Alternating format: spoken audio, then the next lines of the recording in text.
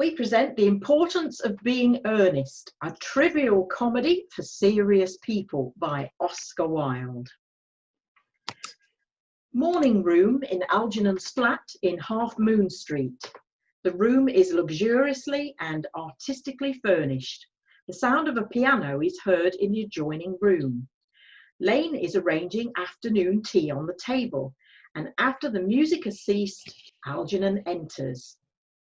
Hear what I was playing, Lane? I didn't think it polite to listen, sir. I'm sorry for that, for your sake.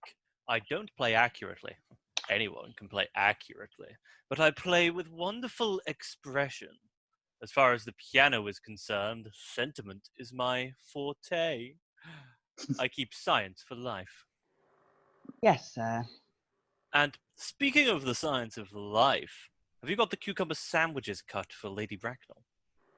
Yes, sir. Hands them on a salver, inspects them, takes two, and sits down on the sofa. Oh, by the way, Lane, I saw from your book that on Thursday night, when Lord Shorman and Mr. Worthing were dining with me, 8 bottles of champagne are entered as having been consumed. Yes, sir. 8 bottles and a pint. Why is it that at a bachelor's establishment the servants invariably drink the champagne? I ask merely for information. I attribute it to the superior quality of the wine, sir. I have often observed that in married households the champagne is rarely of a first-rate brand. Good heavens, is marriage so demoralizing as that? I believe it is a very pleasant state, sir. I have had very little experience of it myself up to the present. I have only been married once. That was in consequence of a misunderstanding between myself and a young person. Languidly.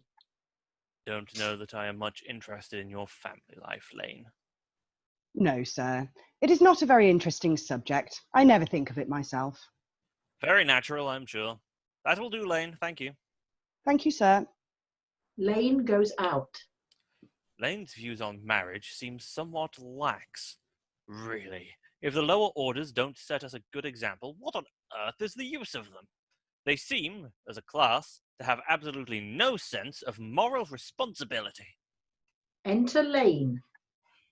Mr. Ernest Worthing. Enter Jack. Lane goes out. How are you, my dear Ernest? What brings you up to town? Oh, pleasure, pleasure. What else should one bring anywhere? Eating as usual, I see, Algie. Stiffly. I believe it is customary in good society to take some slight refreshment at 5 o'clock. Where have you been since last Thursday? Sitting down on the sofa. In the country.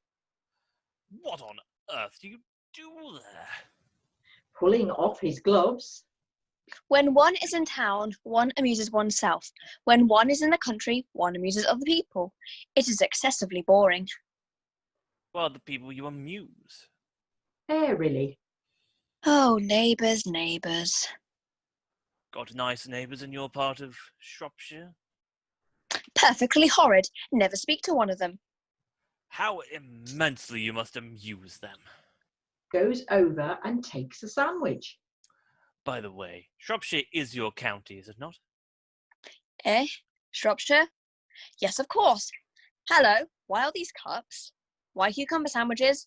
Why such reckless extravagance in one so young? Who is coming to tea? Oh, merely Aunt Augusta and Gwendolen. How perfectly delightful.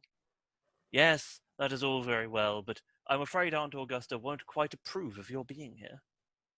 May I ask why? My dear fellow, the way you flirt with Gwendolen is perfectly disgraceful. It is almost as bad as the way Gwendolen flirts with you. I am in love with Gwendolen. I have come up to town expressly to propose to her.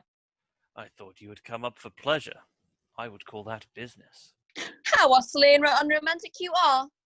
I really don't see anything romantic in proposing. It is very romantic to be in love, but there is nothing romantic about a definite proposal. Why, one may be accepted. One usually is, I believe. Then the excitement is all over. The very essence of romance is uncertainty. Ah, if I ever get married, I'll suddenly try to forget the fact. I have no doubt about that, dear Algie. The divorce court was specifically invented for people whose memories are so curiously constituted. Oh, there is no use speculating on that subject. Divorces are made in heaven. Jack puts out his hand to take a sandwich. Algernon at once interferes. Don't touch the cucumber sandwiches. They are ordered specially for Aunt Augusta. He takes one and eats it. Well, you have been eating them all the time. That is quite a different matter. She is my aunt. Takes plate from below. Have some bread and butter. The bread and butter is for Gwendolen. Gwendolen is devoted to bread and butter. Jack advancing to the table and helping himself. And very good bread and butter it is too. Well, my dear fellow, you need not eat as if you were going to eat at all. You behave as if you were married to her already. You are not married to her already, and I don't think you ever will be. Why on earth do you say that? Well, in the first place, girls never marry the men they flirt with. Girls don't think it's right. Oh, that is nonsense. It isn't. It is a great truth. It accounts for the extraordinary number of bachelors that one sees all over the place. In the second place, I don't give my consent. Your consent? My dear fellow, Gwendolen is my first cousin, and before I allow you to marry her, you will have to clear up the whole question of Cecily. Rings bell. Cecily, what on earth do you mean? What do you mean, Algie, by Cecily? I don't know anyone with the name of Cecily. Enter Lane. Bring me that cigarette case Mr. Worthing left in the smoking room the last time he dined here. Yes, sir. Lane goes out. Do you mean to say you have had my cigarettes in the case all this time? I wish to goodness you had let me know. I've been writing frantic letters to Scotland Yard about it. It was very nearly offering a large reward. Well, I wish you would offer one. I happen to be more than usually hard up. There is no good offering a large reward now that the thing is found. Enter Lane with the cigarette case on a salver. Algernon takes it at once and Lane goes out. I think that is rather mean of you, Ernest, I must say. Opens case and examines it. However, it makes no matter, for now that I look at the inscription inside, I find that the thing isn't yours after all. Of course it's mine. Moving to him. You have seen me with it 100 times, and you have no right whatsoever to read what is written inside. It is a very ungentlemanly thing to read a private cigarette case. Oh, it is absurd to have a hard and fast rule about what one should read and what one shouldn't. More than half of modern culture depends on what one shouldn't read. I am quite aware of the fact, and I don't propose to discuss modern culture. It isn't the sort of thing one should talk of in private. I simply want my cigarette case back. Yes, but this isn't your cigarette case. This cigarette case is a present from someone of the name of Cecily, and you don't know anyone of that name. Well, if you want to know, Cecily happens to be my aunt. Your aunt? Yes, charming old lady she is too. Lives in Tunbridge Wells. Just give it back to me, Algie. But why does she call herself Little Cecily if she's your aunt and lives in Tunbridge Wells? Reading. From Little Cecily with her fondest love. Jack moving to sofa and kneeling upon it. My dear fellow, what on earth is there in that? Some aunts are tall, some aunts are not tall. That is a matter of surely an aunt may be allowed to decide for herself. You seem to think that every aunt should be exactly like your aunt. That is absurd. For heaven's sake, give me back my cigarette case. Follows Algernon around the room. Yes, but why does your aunt call you her uncle? From Little Cecily with her fondest love to her dear Uncle Jack. There is no objection, I admit, to an aunt being a small aunt, but why an aunt, no matter what her size may be, should call her own nephew her uncle, I just can't quite make out. Besides, your name isn't Jack at all, it's Ernest. It isn't Ernest, it's Jack.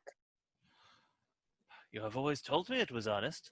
I have introduced you to everyone as Ernest. You answer to the name of Ernest. You look as if your name was Ernest. You are the most earnest-looking person I ever saw in my life. It is perfectly absurd you're saying your name isn't Ernest. It's on your cards. Here is one of them. Taking it from case. Mr. Ernest Worthing, B4, the Albany. I'll keep this as proof that your name is Ernest if ever you attempt to deny me on it, or to Gwendolen, or to anyone else, for that matter. Puts card in his pocket. Well, my name is Ernest in town and Jack in the country, and the cigarette case was given to me in the country. Yes, but that does not account for the fact that your small aunt Cecily, who lives in Tunbridge Wells, calls you her dear uncle. Come, old boy, you had much better have the thing out at once. My dear Algie, you talk exactly as if you were a dentist. It is very vulgar to talk like a dentist when one isn't a dentist. It produces a false impression. Well, that is exactly what dentists always do. Now, go on, tell me the whole thing. I may mention that I have always suspected you of being a confirmed and secret Bunburyist. I am now quite sure of it. Bunburyist? What the earth do you mean by Bunburyist? I'll reveal to you the meaning of that incomparable expression as soon as you are kind enough to inform me as to why you are Ernest in town and Jack in the country. Well, produce my cigarette case first. Here it is. Hands cigarette case. Now, produce your explanation and pray make it improper. Sits on sofa. My dear fellow, there is nothing improbable about my explanation at all. In fact, it's perfectly ordinary. Old Mr. Thomas Cardew, who adopted me when I was a little boy, made me his will guardian to his granddaughter, Miss Cecily Cardew. Cecily, who addressed me as her uncle from motives of respect you cannot possibly appreciate, lives at my place in the country under the charge of her admirable governess, Miss Prism. Where is that place in the country, anyway? That is nothing to you, dear boy. You are not going to be invited. I may tell you candidly that the place is not in Shropshire. I suspected that, my dear fellow. I have Bunburyed all over Shropshire on 2 separate occasions. Now, go on. Why are you Ernest in town and Jack in the country? My dear Algie, I don't know whether you'll be able to understand my real motives. You're hardly serious enough. When one is placed in position of guardian, one who has to adopt very high moral tones on moral subjects, is one's duty to do so. And as a high moral tone can hardly be said to conduce very much to either one's health or one's happiness. In order to get uptown, I've always pretended to have a younger brother in the name of Ernest, who lives in Albany and gets into the most dreadful scrapes. That, my dear Algie, is the whole truth, pure and simple. The truth is rarely pure and never simple. Modern life would be very tedious if it were either, and modern literature a complete impossibility. That wouldn't be at all a bad thing. Literary criticism is not your forte, my dear fellow. Don't try it. You should leave it to people who haven't been at a university. They do it so well in the daily papers. What you really are is a Bunburyist. I was quite right in saying you were a Bunburyist. You are one of the most advanced Bunburyists I know. What on earth do you mean? You have invented a very useful younger brother named Ernest in order that you may be able to come up to town as often as you like. I have invented an invaluable permanent invalid called Bunbury in order that I may be able to go down to the country whenever I choose. Bunbury is perfectly invaluable. If it wasn't for Bunbury's extraordinarily bad health, for instance, I wouldn't be able to dine with you at Willis's tonight, for I have been really engaged to Aunt Augusta for more than a week. I haven't asked you to dine with me anywhere tonight. I know. You are absurdly careless about sending out invitations. It is very foolish of you. Nothing annoys people so much as not receiving invitations. You had much better dine with your Aunt Augusta. I haven't the smallest intention of doing anything of the kind. To begin with, I dined there on Monday, and once a week is quite enough to dine with one's own relations. In the second place, Whenever we do dine there, I am always treated as a member of the family and sent down with either no woman at all, or two. In the third place, I know perfectly well who she will place me next to tonight. She will place me next to Mary Farquhar, who always flirts with her own husband across the dinner table. That is not very pleasant. Indeed, it is not even decent, and that sort of thing is enormously on the increase. The amount of women in London who flirt with their own husbands is practically scandalous. It looks so bad. It is simply washing one's clean linen in public. Besides, now that I know you are to be a confirmed Bunburyist, I naturally want to talk to you about all your Bunburying. I want to tell you the rules. I am not a Bunburyist at all. If Gwendolen accepts me, I am going to kill my brother. Indeed, I'll kill him in any case. Cecily is little too much interested in him. It is rather a bore. So I'm going to get rid of Ernest, and I strongly advise that you do the same, Mr. with your invalid friend who is the absurd name. Nothing will induce me to part with Bunbury, and if you ever get married, which seems to me extremely problematic, you will be very glad to know Bunbury. A man who marries without knowing Bunbury has a very tedious time of it. That is nonsense. If I marry a charming girl like Gwendolen, and she is the only girl I ever saw in my life and that I would marry, I certainly wouldn't want to know Bunbury. That is your wife, Will. You don't seem to realize that in married life, 3 is company and 2 is none. Sententiously. That, my dear friend, is a theory that the corrupt French drama has been propounding for the last 50 years. Yes, and that the happy English home has proved in half the time. For heaven's sake, don't try to be cynical. It's perfectly easy to be cynical. My dear fellow, it isn't easy to be anything nowadays. There's such a lot of beastly competition about. The sound of an electric bell is heard. Ah, that must be Aunt Augusta. Only relatives or creditors ever ring in that Wagnerian manner. Now, if I get her out of the way for 10 minutes so that you can have an opportunity for proposing to Gwendolen, might I dine with you tonight at Willis's? I suppose, if you want to. Yes, but you must be serious about it. I hate people who are not serious about meals. It is so shallow of them. Enter Lane.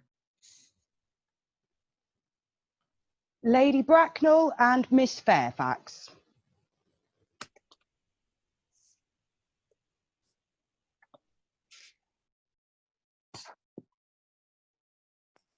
Ella, Hello. What am I? it's the bit under Miss Fairfax. Yeah. Agernon goes forward. Oh, sorry. Right, Agernon goes forward to meet them. Enter Lady Bracknell and Gwendolen. Good afternoon, dear Algernon. I hope you're behaving very well. I am feeling very well, Aunt Augusta. That's not quite the same thing. In fact, the two things rarely go together. Sees Jack and bows to him with icy coldness. Algernon to Gwendolen. Dear me, you are smart. I am always smart, am I not, Mr. Worthing? You're quite perfect, Miss Fairfax. Oh, I hope I'm not that. It would leave no room for developments, and I intend to develop in many directions. Gwendolen and Jack sit down together in a corner. I'm sorry if we're a little late, Algernon, but I was obliged to call on dear Lady Harbury. I hadn't been there since her poor husband's death. I never saw a woman so altered. She looks quite 20 years younger. And now I'll have a cup of tea and one of those nice cucumber sandwiches you promised me. Certainly, Aunt Augusta. Goes over to tea table. Won't you come and sit here, Gwendolen? Thanks, Mamma. I'm quite comfortable where I am. Picking up empty plate in horror. Good heavens! Lane! Why are there no cucumber sandwiches? I ordered them specially. Gravely. There were no cucumbers in the market this morning, sir. I went down twice. No cucumbers? No, sir, not even for ready money. Oh, That will do, Lane. Thank you. Thank you, sir. Goes out. I am greatly distressed, Aunt Augusta, about there being no cucumbers, not even for ready money. It really makes no matter, Algernon. I had some crumpets with Lady Harbury, who seems to me to be living entirely for pleasure now. I hear her hair has turned quite gold from grief. It certainly has changed its colour. From what cause, I, of course, cannot say. Algernon crosses and hands tea. Thank you. I've quite a treat for you tonight, Algernon. I'm going to send you down with Mary Farquhar. She's such a nice woman and so attentive to her husband. It's delightful to watch them. I am afraid, Aunt Augusta, I shall have to give up the pleasure of dining with you tonight after all. Frowning, I hope not, Algernon. It would put my table completely out. Your uncle would have to dine upstairs. Fortunately, he is accustomed to that. It is a great bore and, I need hardly say, a terrible disappointment to me, but the fact is I've just had a telegram to say my poor friend Bunbury is very ill again. exchanges glances with Jack. They seem to think I should be with him. It is very strange. This Mr. Bunbury seems to suffer from curiously bad health. Yes, poor Bunbury is a dreadful invalid. Well, I must say, Algernon, that I think it is high time that Mr. Bunbury made up his mind whether he was going to live or to die. This shilly-shallying with the question is absurd. Nor do I in any way approve of the modern sympathy with invalids. I consider it morbid. Illness of any kind is hardly a thing to be encouraged in others. Health is the primary duty of life. I'm always telling that to your poor uncle, but he never seems to take much notice as far as any improvement in his ailment goes. I should be much obliged if you would ask Mr. Bunbury from me to be kind enough not to have a relapse on Saturday, for I rely on you to arrange my music for me. It is my last reception, and one wants something that will encourage conversation, particularly at the end of the season, when everyone has practically said whatever they had to say, which in most cases was probably not much. I'll speak to Bunbury, Aunt Augusta, if he is still conscious, and I think I can promise you he will be all right by Saturday. Of course, the music is a great difficulty. You see, if one plays good music, people don't listen, and if one plays bad music, people don't talk. But I'll run over the program I've drawn out. If you will kindly come with me into the next room for a moment. Thank you, Algernon. It is very thoughtful of you. Rising and following Algernon. I'm sure the programme will be delightful after a few expurgations. French songs I cannot possibly allow. People always seem to think that they are improper and either look shocked, which is vulgar, or laugh, which is worse. But German sounds a thoroughly respectable language, and indeed I believe is so. Gwendolen, you will accompany me. Certainly, Mamma. Lady Bracknell and Algernon go into the music room. Gwendolen remains behind. Charming day it has been, Miss Fairfax. Pray don't talk to me about the weather, Mr. Worthing. Whenever people talk to me about the weather, I always feel quite certainly they mean something else, and that makes me so nervous. I do mean something else. I thought so. In fact, I'm never wrong. And I would like to be allowed to take advantage of Lady Brackwell's temporary absence. I would certainly advise you to do so. Mamma has a way of coming back suddenly into a room that I often had to speak to her about. Nervously, Miss Fairfax, ever since I met you, I've admired you more than any other girl I have ever since met. I met you. Yes, I'm quite well aware of the fact, and I often wish that in public, at any rate, you'd have been more demonstrative. For me, you've always had an irresistible fascination. Even before I met you, I was far from indifferent to you. We live, as I hope you know, Mr. Worthing, in an age of ideals. The fact is constantly mentioned in the more expensive monthly margins and has reached the provincial pulpits, I am told, and my ideal has always been to love someone of the name Ernest. There is something in that name that inspires absolute confidence. The moment Algernon first mentioned to me that he had a friend called Ernest, I knew I was destined to love you. You really love me, Gwendolen? Passionately. Darling, you don't know how happy you've made me. My own Ernest. But you don't really mean to say that you couldn't love me if my name wasn't Ernest? But your name is Ernest. Yes, I know it is. But supposing it was something else, do you mean to say you couldn't love me then? Glibly. That is clearly a metaphysical speculation, and like most metaphysical speculations, has very little reference at all to the actual facts of real life as we know them. Personally, darling, to speak quite candidly, I don't much care about the name Ernest. I don't think the name suits me at all. It suits you perfectly.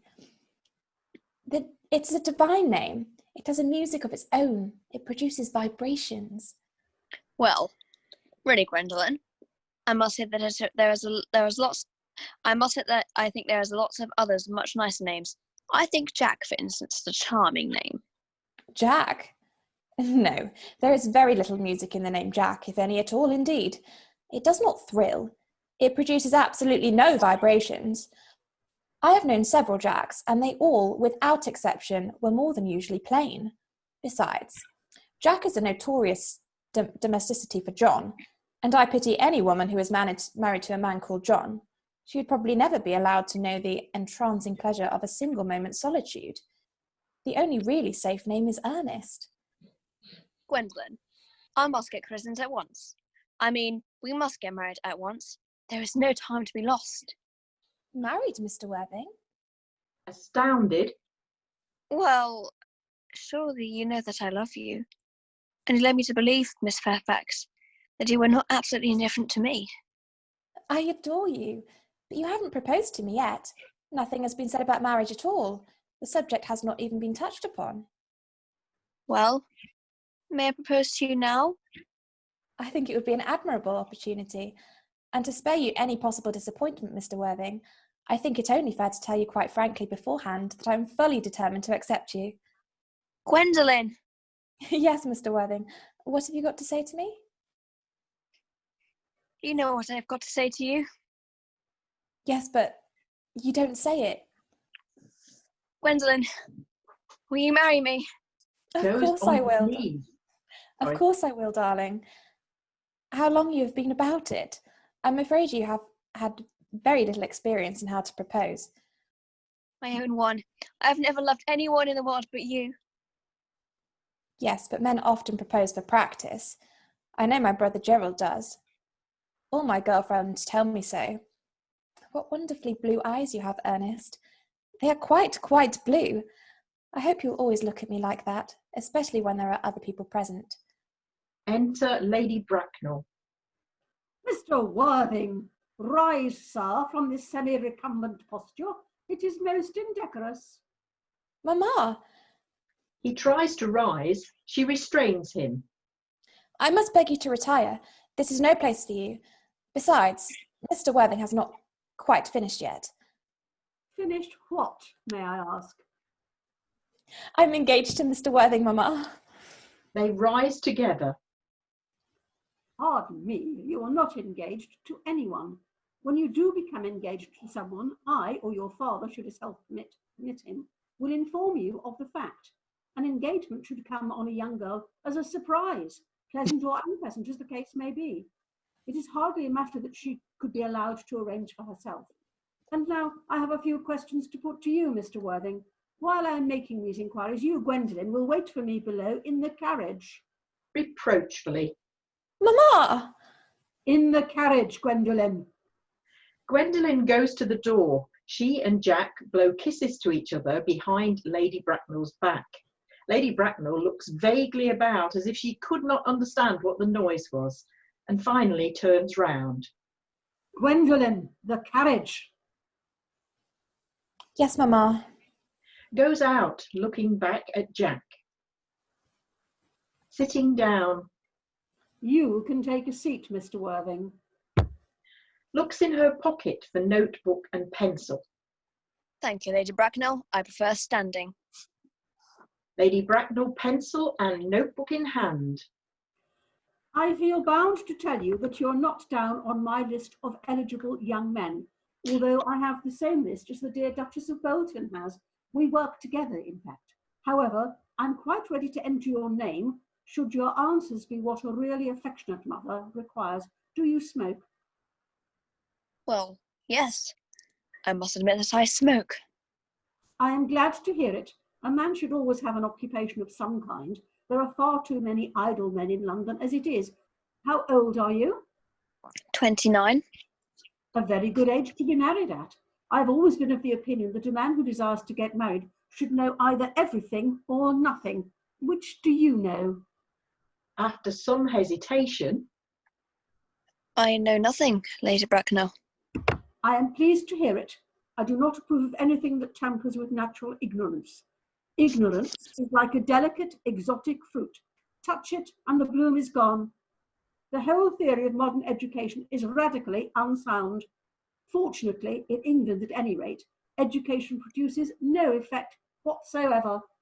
If it did, it would prove a serious danger to the upper classes and probably lead to acts of violence in Grosvenor Square.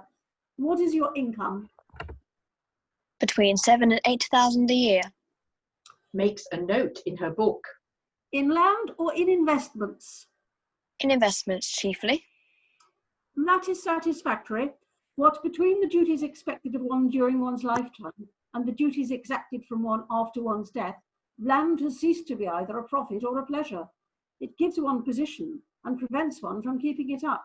That's all that can be said about land. I have a country house with some land, of course, attached to it. About 1,500 acres, I believe, but I don't depend on that for my real income. In fact, as far as I can make out, the poachers are the only people who make anything out of it. A country house? How many bedrooms? Well, that point can be cleared up afterwards. You have a townhouse, I hope. A girl with simple, unspoiled nature like Gwendolen could hardly be expected to reside in the country.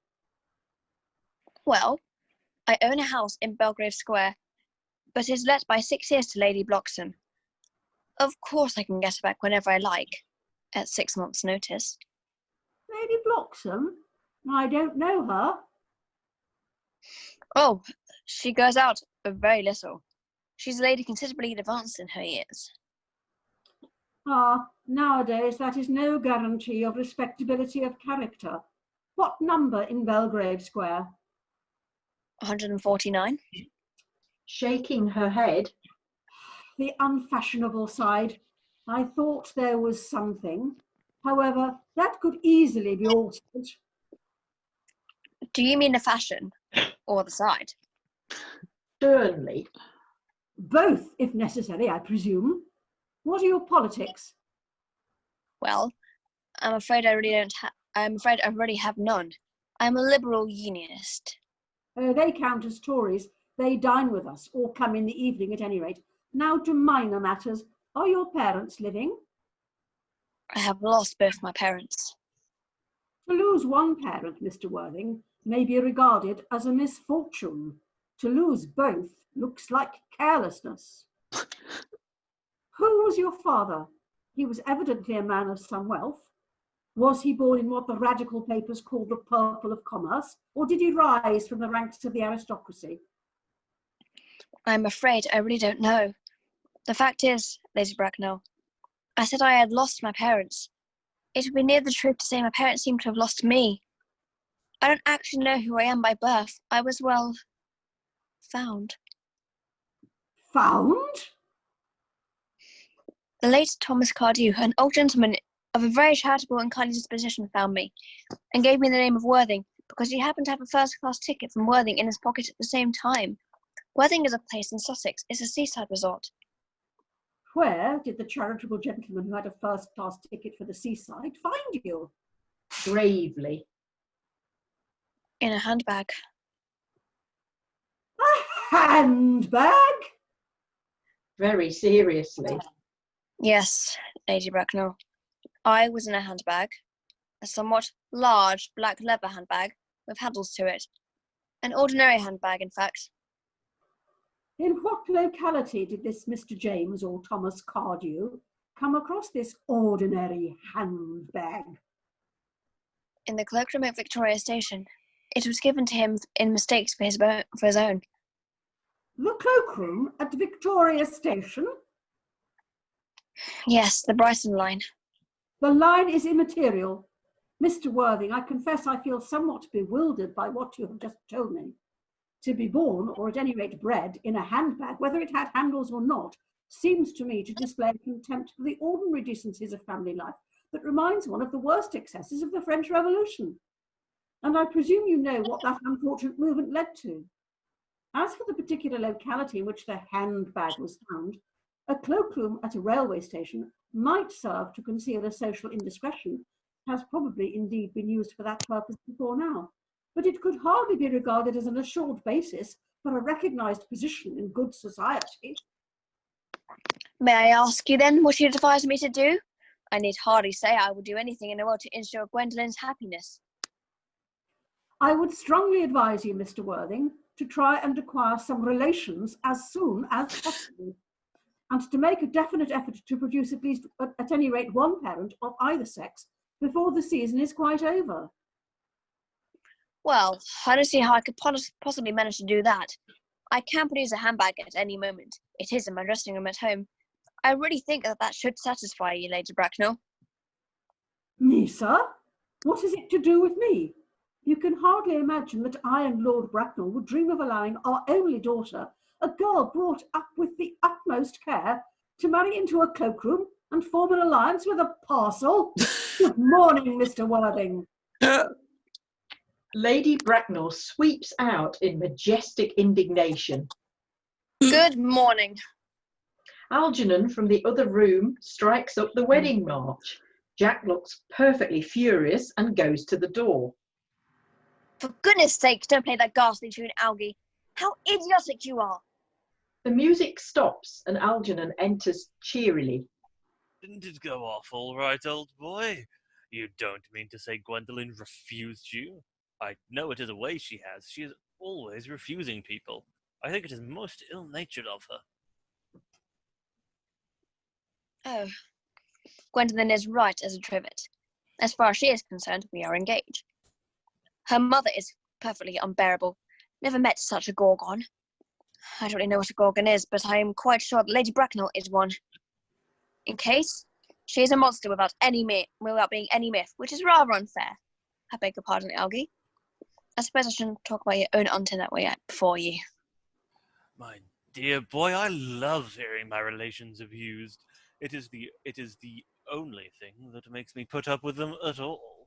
Relations are simply a tedious pack of people who haven't got the remotest of knowledge of how to live, nor the smallest instinct about when to die. Oh, that is nonsense. It isn't. Well, I won't argue about the matter. You always want to argue about things. That is exactly what things were originally made for. Upon my word, if I thought that, I'd shoot myself. A pause. You don't think there's any chance of Gwendolen becoming like her mother in about 150 years, do you, Algie? All women become like their mothers. That is their tragedy. No man does, and that's his. Is that clever?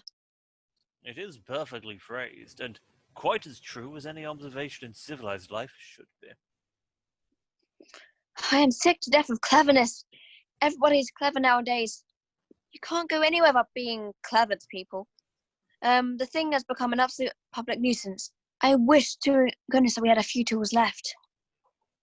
We have. I should extremely like to meet them. What do they talk about?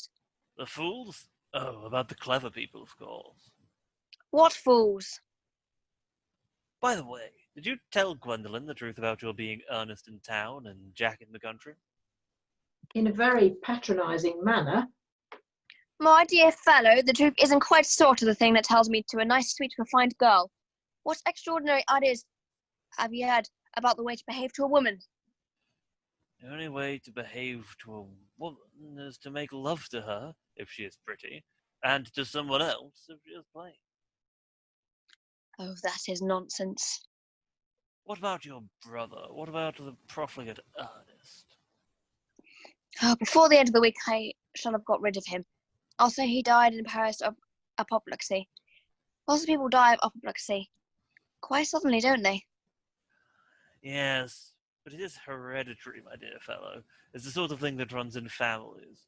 You'd much better say it was a severe chill. You are sure a severe chill isn't hereditary, or anything of that kind? Of course it isn't. Very well, then. My poor brother Ernest died. My poor brother Ernest carried off suddenly in Paris by a severe chill. Had to get rid of him. But I thought you said that Miss Cardew was a little too much interested in your poor brother Ernest. Won't you feel his loss a great deal? Oh, that is all right. Cecily is not a silly romantic girl. I am glad to say. She has got capital appetite, goes long walks, and pays no attention at all to her lessons. I would rather like to meet Cecily. I will take very good care. You never do. She is excessively pretty, and she is only just 18. Oh, have you told Gwendolen yet that you have an excessively pretty ward who is only just 18? Oh, one doesn't blurt these things out to people. Cecily and Gwendolen are perfectly certain to be extremely great friends. I'll bet you anything like that half an hour after they met, they'll be calling each other sister. Women only do that when they have called each other a lot of other things first. Now, my dear boy, if we want to get a good table at Willis's, we really must go and dress. Do you know it is nearly 7? Irritably. Oh, it's always nearly 7. Well, I'm hungry. I never knew when you weren't. What should we do after dinner? Go to the theatre?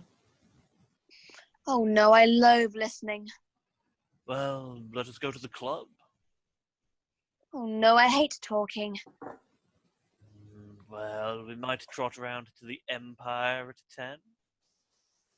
Oh no, I can't bear it looking at things. It's so silly. Well, what shall we do? Nothing! It is awfully hard work doing nothing. However, I don't mind hard work when there is no definite object of any kind. Enter Lane. Miss Fairfax. Enter Gwendolen. Lane goes out. Gwendolen, upon my word. Georgie, kindly turn your back. I have something very particular to say to Mr. Worthing. Really, Gwendolen? I don't think I can allow this at all. Algy, you always adopt a strictly immoral attitude towards life. You are not quite old enough to do that. Agernon retires to the fireplace. My own darling. Ernest, we may never be married. From the expression on Mamma's face, I fear we never shall. Few parents nowadays pay any regard to what their children say to them. The old-fashioned respect for the young is fast dying out. Whatever influence I had over Mamma, I lost at the age of 3. But although she may prevent us from becoming man and wife, I may marry someone else, and marry often, nothing that she can possibly do can alter my devotion to you. Dear Gwendolen. The story of your romantic origin, as related to me by Mamma, with unpleasing comments, has naturally stirred the deeper fibres of my nature. Your Christian name has an irresistible fascination. The simplicity of your character makes you exquisitely incomprehensible to me. Your town address at the Albany I have. What is your address in the country? The Manor House, Wighton, Hertfordshire. Algernon, who has been carefully listening, smiles to himself and writes the address on his shirt cuff. Then he picks up the railway guide. There is a good postal service, I suppose. It may be necessary to do something desperate. That, of course, will require serious consideration. I will communicate with you daily. My own one. How long do you remain in town? Till Monday. Good. Algy, you may turn around now. Thanks, I've turned around already. You may also ring the bell. Will you let me see you to your carriage, my own darling? Certainly. Jack to Lane, who now enters. I will see Miss Fairfax out. Yes, sir. Jack and Gwendolen go off. Lane presents several letters on a salver to Algernon. It's to be surmised that they are bills, as Algernon, after looking at the envelopes, tears them up. A glass of sherry, Elaine. Yes, sir. Tomorrow, Elaine, I'm going Bunburying. Yes, sir. I shall probably not be back till Monday. You can put up my dress clothes, my smoking jacket, and all the Bunbury suits. Yes, sir. Handing sherry. I hope tomorrow will be a fine day, Elaine. It never is, sir. Elaine, you're the perfect pessimist. I do my best to give satisfaction, sir. Enter Jack. Lane goes off.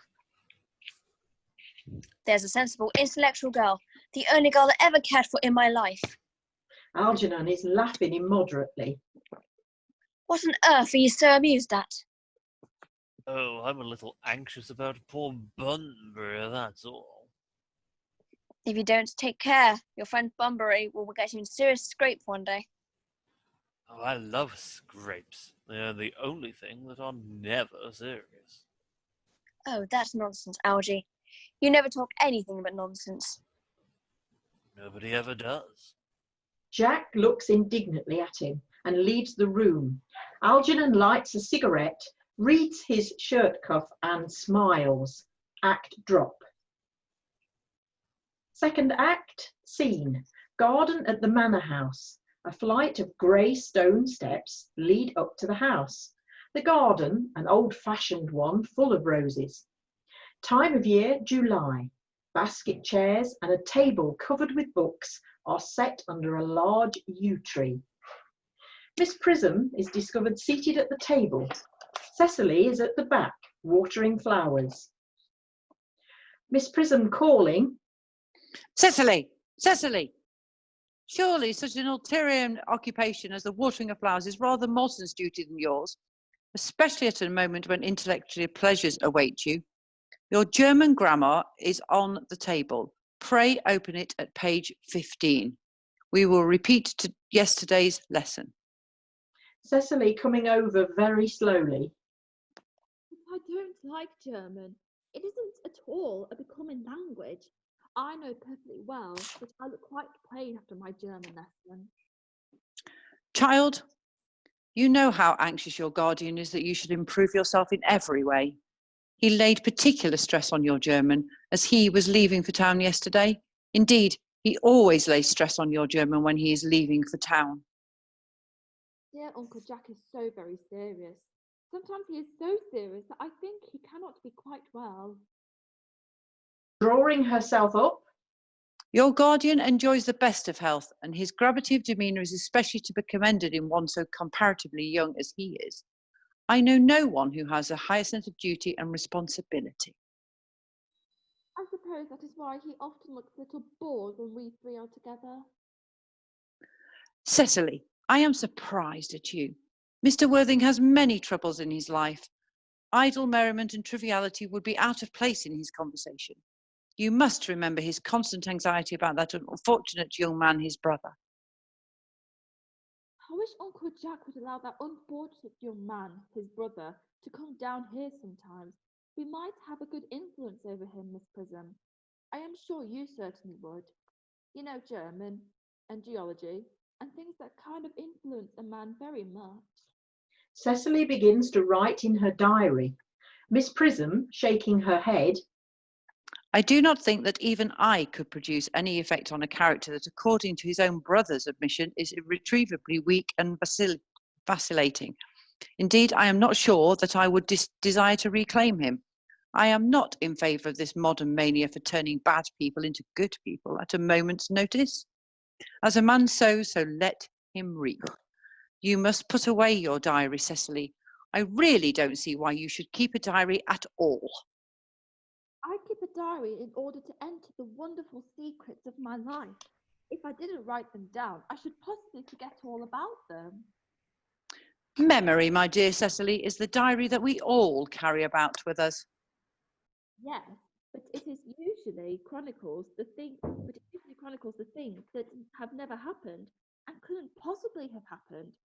I believe that memory is responsible for nearly all the 3-volume novels that news. Have I just lost her? Do not speak slightingly of the 3-volume novel, Cecily. I wrote one myself in earlier days. You really, Miss Prism? How wonderfully clever you are. I hope it did not end happily. I don't like novels that end happily. They depress me so much. The good ended happily and the bad unhappily. That is what fiction means. I suppose so. But it seems very unfair. And was your novel ever published? Alas, no.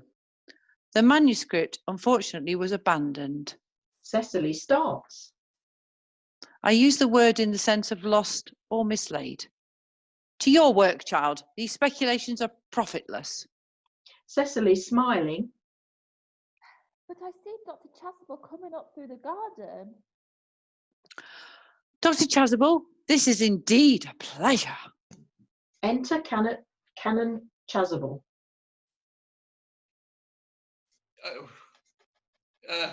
And how are we this morning? I mean, Miss Prism, you are, I trust, well?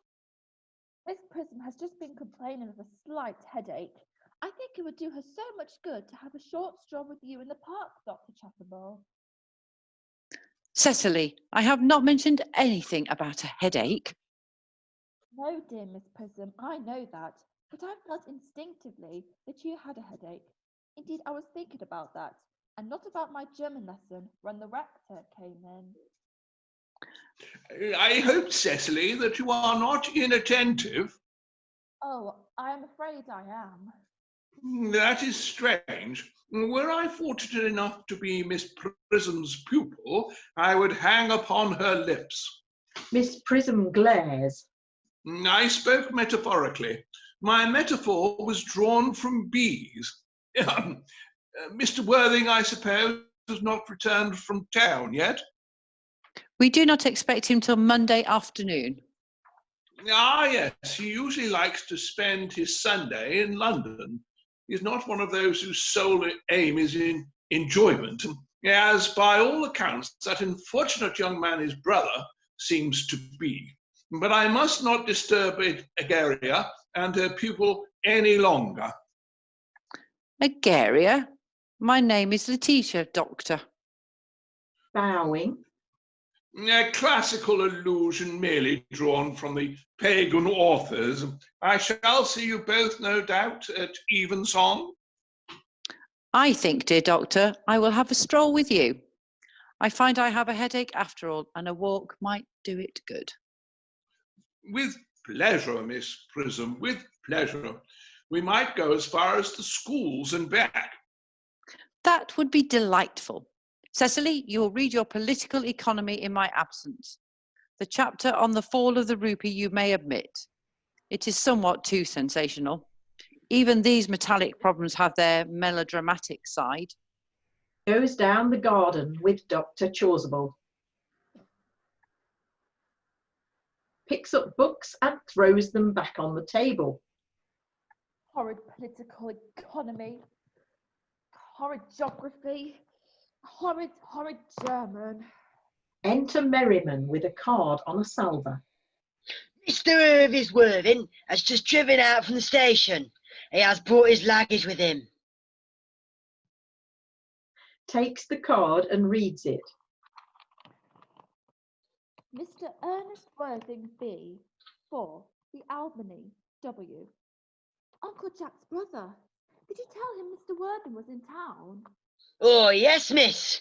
He seemed very much disappointed. I mentioned that you and Mrs. Prism were in the garden. He said he was anxious to speak to you privately for a moment. Ask Mr. Ernest Worthing to come here. I suppose you had better talk to the housekeeper about a room for him. Yes, miss. Merriman goes off. I have never met any really wicked person before. I feel rather frightened. I am so afraid he will look just like everyone else. Enter Agernon, very gay and debonair. He does. Agernon raising his hat.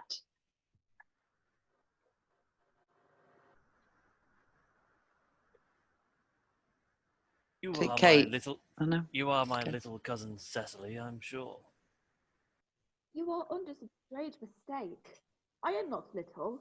In fact, I believe I am more than usually tall for my age. Algernon is rather taken aback. I am your cousin Cecily. You, I see from your card, are Uncle Jack's brother, my cousin Ernest, my wicked cousin Ernest. Oh, I am not really wicked at all, cousin Cecily. You mustn't think that I am wicked. If you are not, then you have certainly been deceiving us all in a very inexcusable manner.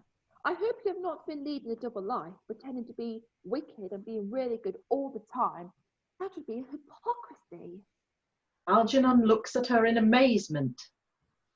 Oh, of course, I have been rather reckless. I'm glad to hear it. In fact, now you mention the subject, I have been very bad in my own small way. I don't think you should be so proud of that, though I am sure it must have been very pleasant. It is much pleasanter being here with you. I can't understand how you are here at all. Uncle Jack will be back until Monday afternoon. That is a great disappointment. I'm obliged to go up by the first train on Monday morning. I have a business appointment I'm anxious to miss. Couldn't you miss it anywhere but in London? No, the appointment is in London. Well, I know, of course, how important it is not to keep a business engagement if one wants to retain any sense of the beauty of life. But still, I think you had better wait till Uncle Jack arrives. I know he wants to speak to you about your immigrating. About my what? You're emigrating. He has gone up to buy your outfit. I certainly wouldn't let Jack buy my outfit. He has no taste in neckties at all. I don't think you will require neckties. Uncle Jack is sending you to Australia. Australia? I'd sooner die! Well, he said at dinner on Wednesday night that you would have to choose between this world, the next world, and Australia. Oh, well, the accounts I have received of Australia and the next world are not particularly encouraging. This world is good enough for me, cousin Cecily. But yes, but are you good enough for it? I'm afraid that I'm not. That is why I want you to reform me. You might make that your mission, if you don't mind, cousin Cecily. I'm afraid I've no time this afternoon. Well, would you mind my reforming myself this afternoon? It is rather quixotic of you, but I think you should try. I will. I feel better already. You are looking a little worse. That is because I am hungry. How thoughtless of me! I should have remembered that when one is going to lead an entirely new life, one requires regular and wholesome meals. Won't you come in? Thank you. Might I have a buttonhole first? I never have any appetite unless I have a buttonhole first. A Miracle Neal? Picks up scissors. No, I'd rather have a pink rose. Why? She cuts a flower. Cousin Cecily. I don't think it could be right for you to talk to me like that. Miss Prism never says such things to me. Then Miss Prism is a short-sighted old lady. Cecily puts the rose in his buttonhole. You are the prettiest girl I ever saw. Miss Prism says that all good looks are a snare. They are a snare that every sensible man would like to be caught in. Oh, I don't think I would care to catch a sensible man. I shouldn't know what to talk to him about. They pass into the house. Miss Prism and Dr. Chasuble return. You are too much alone, dear Dr. Chasuble. You should never get married. You should get married. A misanthrope I can understand. A womanthrope, never. With a scholar's shudder. Believe me, I do not deserve so neologistic a phrase. The precept as well as the practice of the primitive church was distinctly against matrimony. Miss Prism, sententiously. That is obviously the reason why the primitive church has not lasted up to the present day. And you do not seem to realise, dear doctor, that by persistently remaining single, a man converts himself into a permanent public temptation. Men should be more careful. This very celibacy leads weaker vessels astray. But is a man not equally attractive when married? No married man is ever attractive except to his wife. And often, I've been told, not even to her. That depends on the intellectual sympathies of the woman.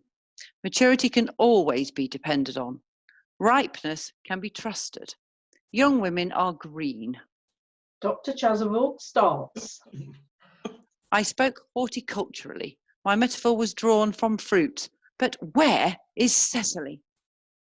Perhaps she followed us to the schools. Enter Jack slowly from the back of the garden. He's dressed in the deepest mourning with crepe hatband and black gloves. Mr. Worthing? Miss Worthing?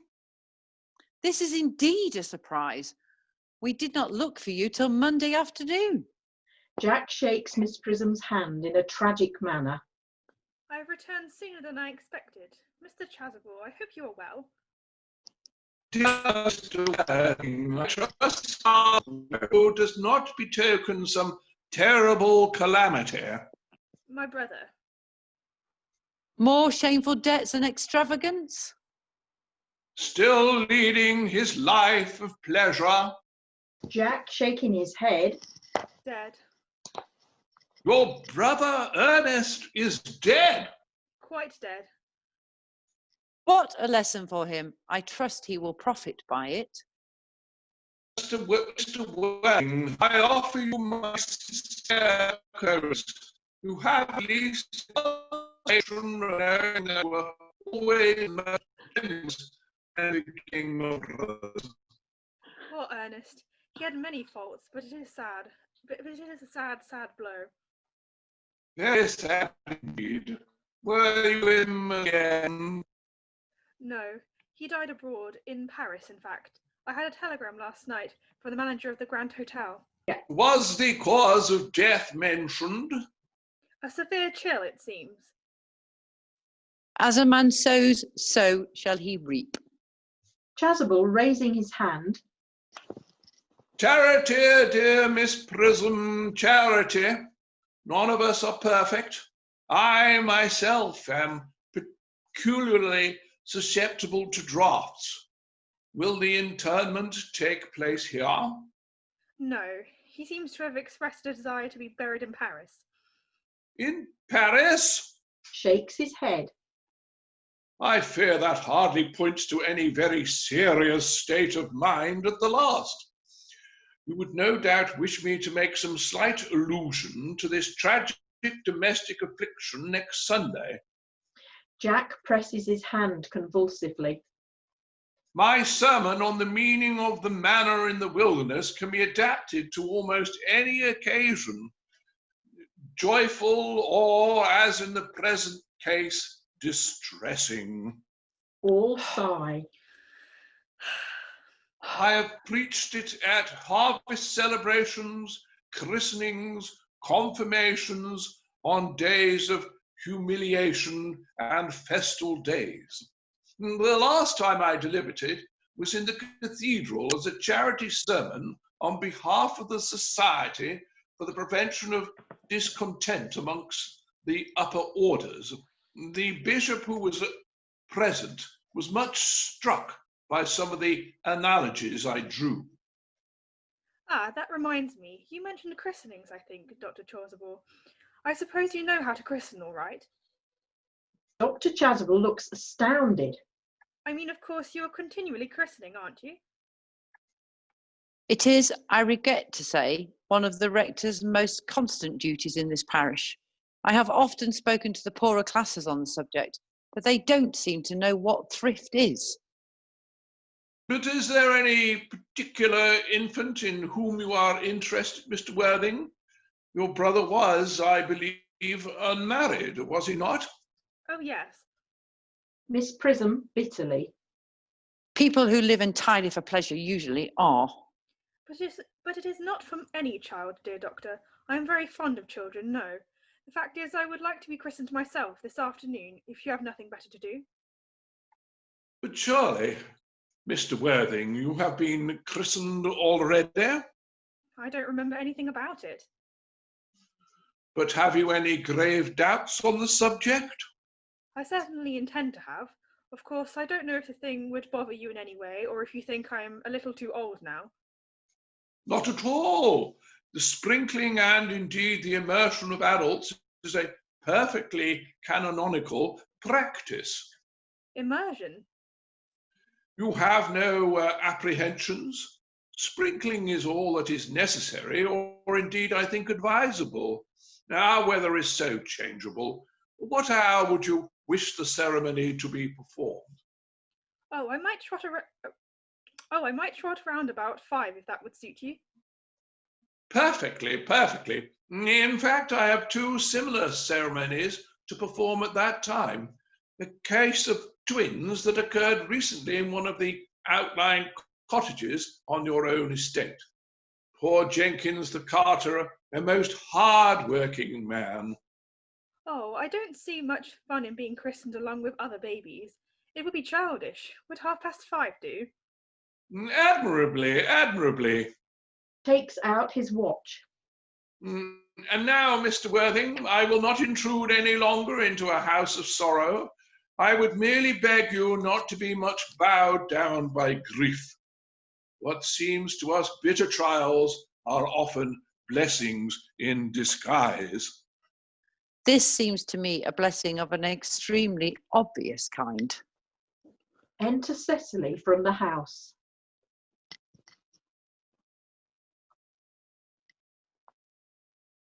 Where's Lucy? Oh. Lucy? I'm here, yeah. Uncle Jack! Oh, I am pleased to see you back. But what horrid clothes you have got on. Do go and change them. Cecily! My child, my child. Cecily goes towards Jack. He kisses her brow in a melancholy manner. What is the matter, Uncle Jack? Do you look happy? You look as if you've had toothache. I have got such a surprise for you. Who do you think is in the dining room? Your brother. Who? Your brother, Ernest. He arrived about half an hour ago. What nonsense! I haven't got a brother. Oh, don't say that.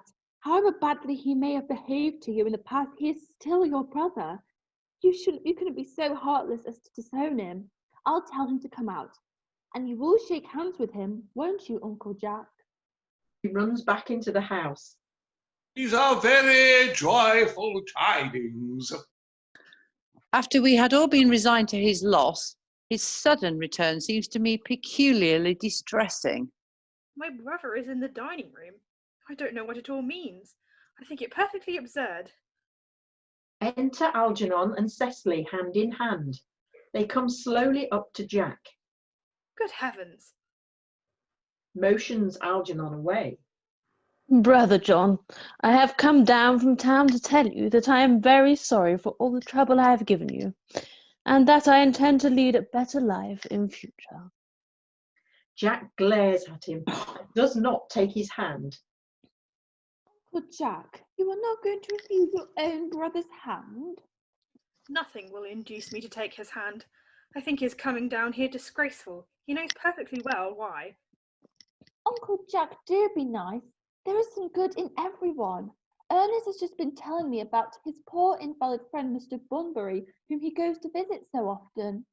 And surely there must be some good in one who is kind to an invalid and leaves the pleasures of London to sit by a bed of pain. Oh, he has been talking about Bunbury, has he? Yes, he has told me all about poor Mr. Bunbury and his terrible state of health. Bunbury. Well, I won't have him talk to you about Bunbury or about anything else. It is enough to drive one perfectly frantic. Of course, I admit that the facts were all on my side, but I must say that I think that Brother John's coldness to me is peculiarly painful. I expected a more enthusiastic welcome, especially considering it is the first time I have come here.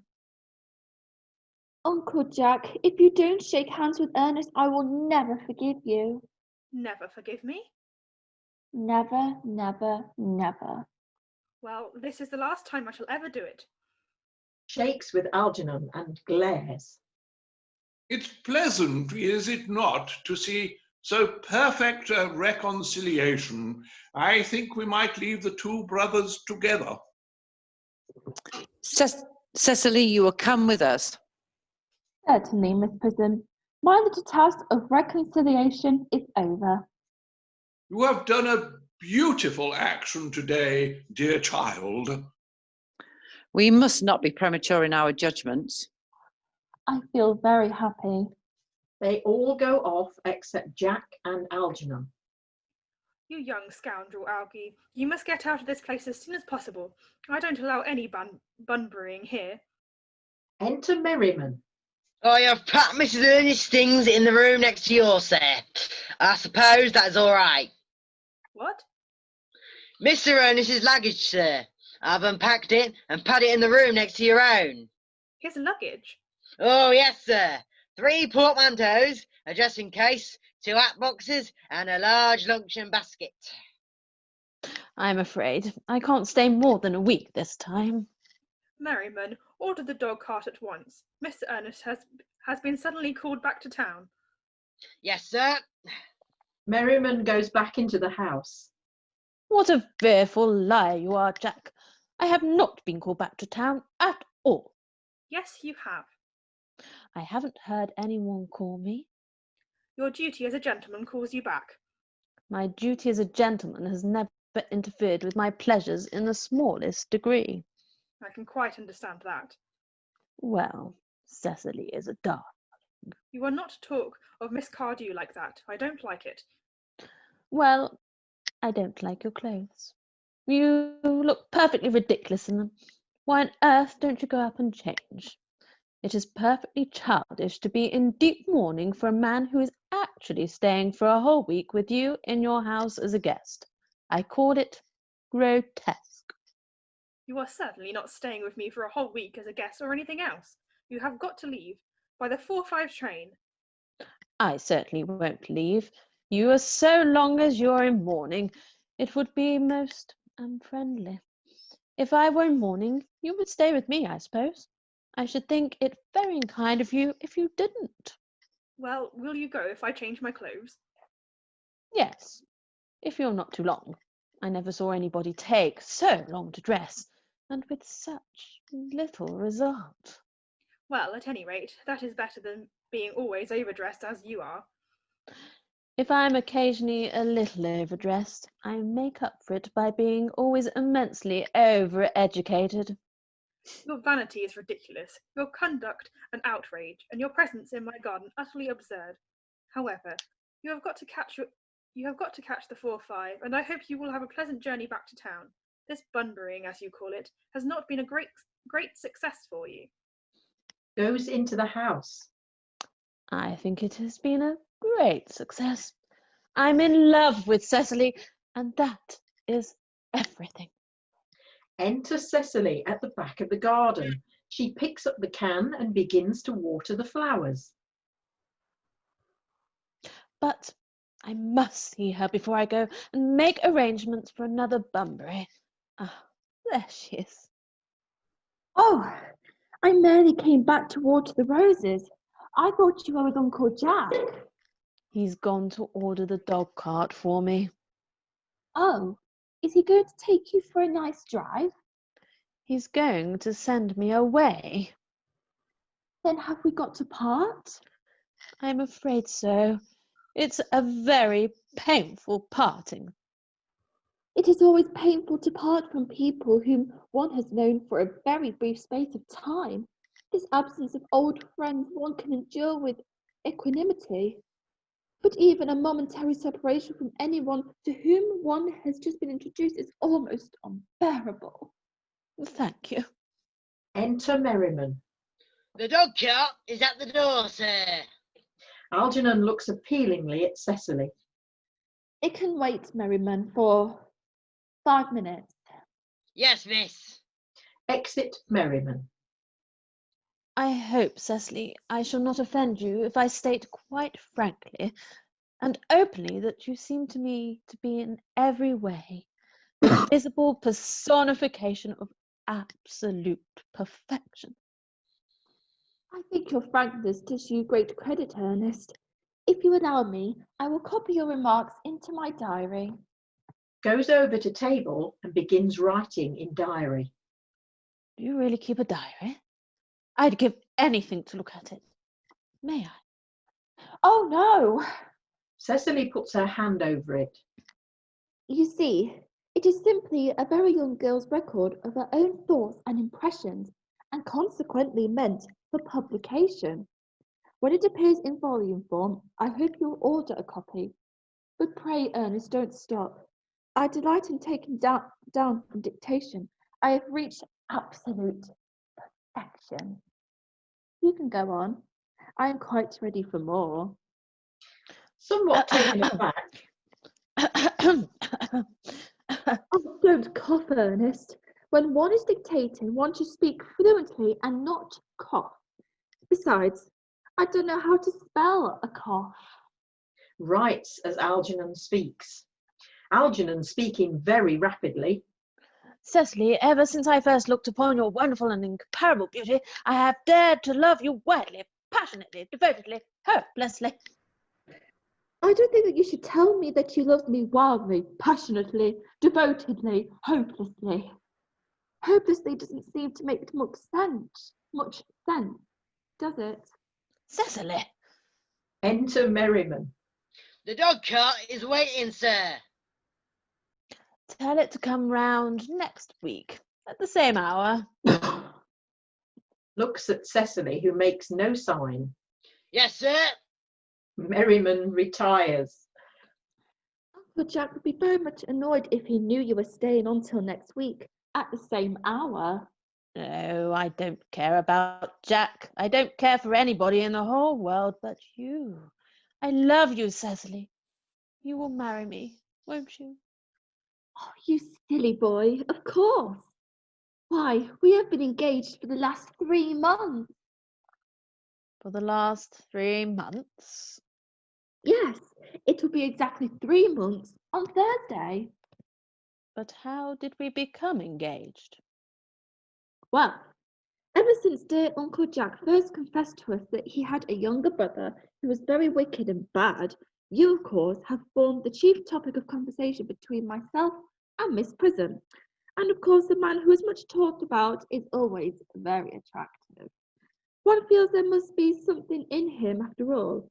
I dare say it was foolish of me, but I fell in love with you, Ernest. Darling.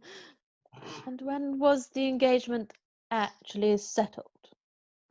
On the 14th of February last, worn out by your entire ignorance of my existence, I determined to end the matter one way or the other, and after a long struggle with myself, I accepted you under this dear old tree here.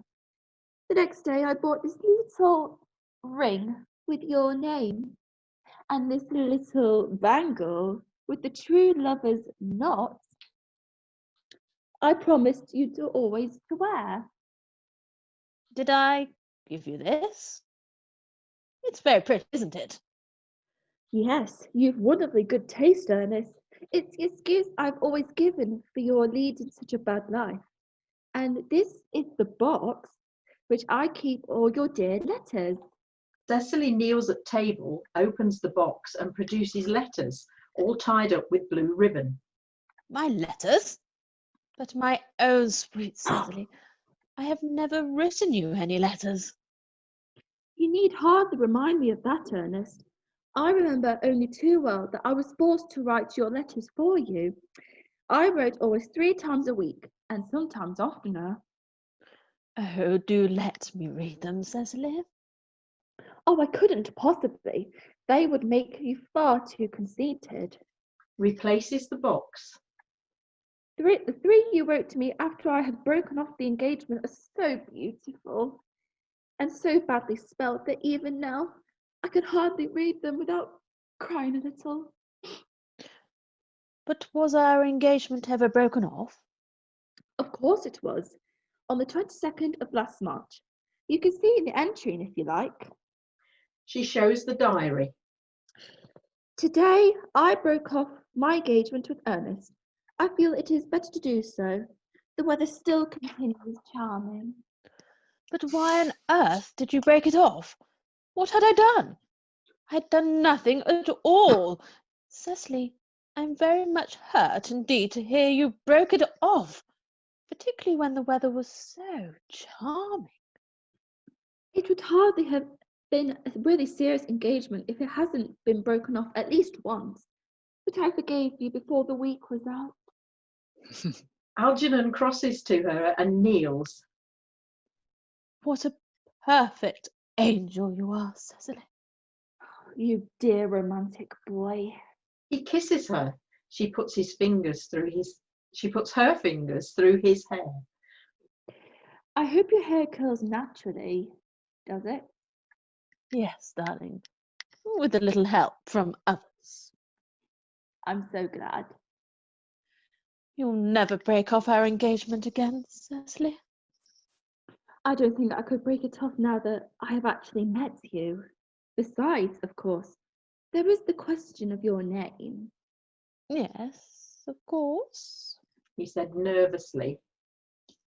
You must not laugh at me, darling, but it had always been a girlish dream of mine to love someone, one whose name was Ernest. Algernon rises, Cecily also. There is something in that name that seems to inspire absolute confidence. I pity any poor married woman whose husband is not called Ernest. But, my dear child, do you mean to say you could not love me if I had some other name?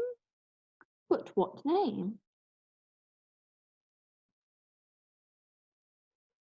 Oh, any name you like. Algernon, for instance? But I don't like the name of Algernon. Well, my dear, sweet, loving little darling, I really can't see why you should object to the name Algernon. It is not a bad name at all.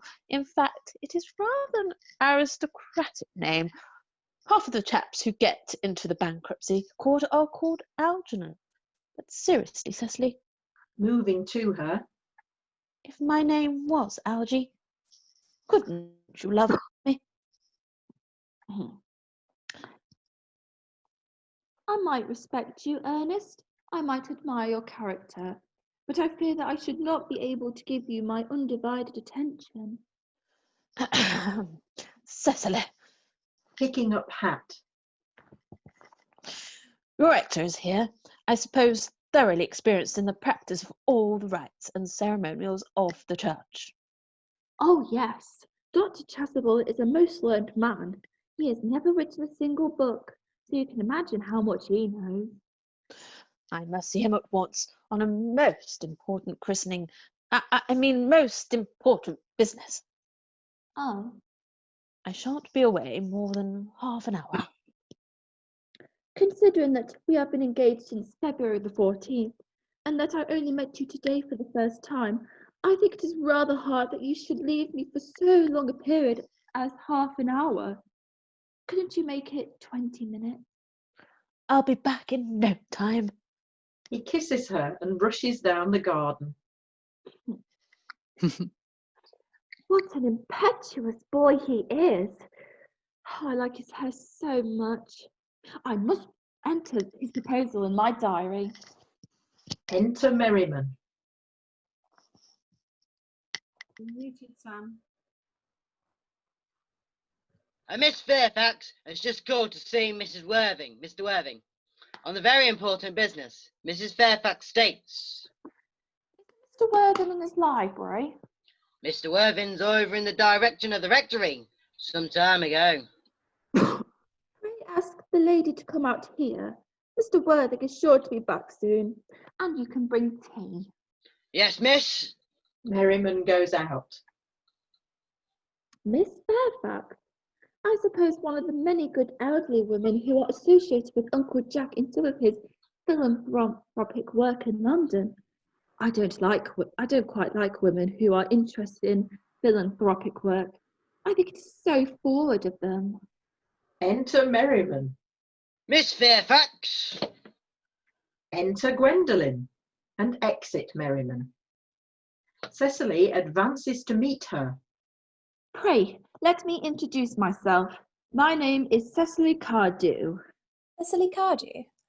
Moving to her and shaking hands. What a very sweet name.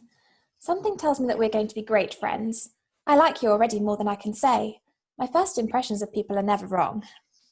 How nice of you to like me so much after we have known each other such a comparatively short time. Pray, sit down. Gwendolen, still standing up. I may call you Cecily, may I not? With pleasure. And you will always call me Gwendolen, won't you? If you wish. Then that is all quite settled, is it not? I hope so. There's a pause and they both sit down together. Perhaps this might be a favourable opportunity for my mentioning who I am. My father is Lord Bracknell. You have never heard of Papa, I suppose? I don't think so. Outside the family circle, Papa, I'm glad to say, is entirely unknown. I think that is quite as it should be. The home seems to me to be the proper sphere for a man, and certainly once a man begins to neglect his domestic duties, he becomes painfully effeminative, does he not? And I don't like that. It makes men so very attractive. Cecily, Mamma, whose views on education are remarkably strict, has brought me up to be extremely short-sighted. It is part of her system, so do you mind me looking at you through my glasses? Oh, not at all, Gwendolen. I am very fond of being looked at. Gwendolen, after examining Cecily carefully through a long net. You were here on a short visit, I suppose? Oh, no, I live here. Really? Your mother, no doubt, or some female relative of advanced years, resides here also? Oh, no, I have no mother, nor in fact any relations. Indeed. My dear guardian, with the assistance of Miss Prism, has the arduous task of looking after me. Your guardian? Yes, I am Mr. Worthing's ward. Oh, it is strange he never mentioned to me that he had a ward. How secretive of him. He grows more interesting hourly. I'm not sure, however, that the news inspires me with feelings of unmixed delight. He rises and goes to her. I am very fond of you, Cecily. I have liked you ever since I met you, but I am bound to state that now I know that you are Mr. Worthing's ward, I cannot help expressing a wish you were, well, just a little older than you seem to be, and not quite so alluring in appearance. In fact, if I may speak candidly— Pray do. I think that whenever one has anything unpleasant to say, one should always be quite candid. Well, to speak with perfect candour, Cecily, I wish you were fully 42, and more than usually plain for your age. Ernest has a strong, upright nature. He is the very soul of truth and honour.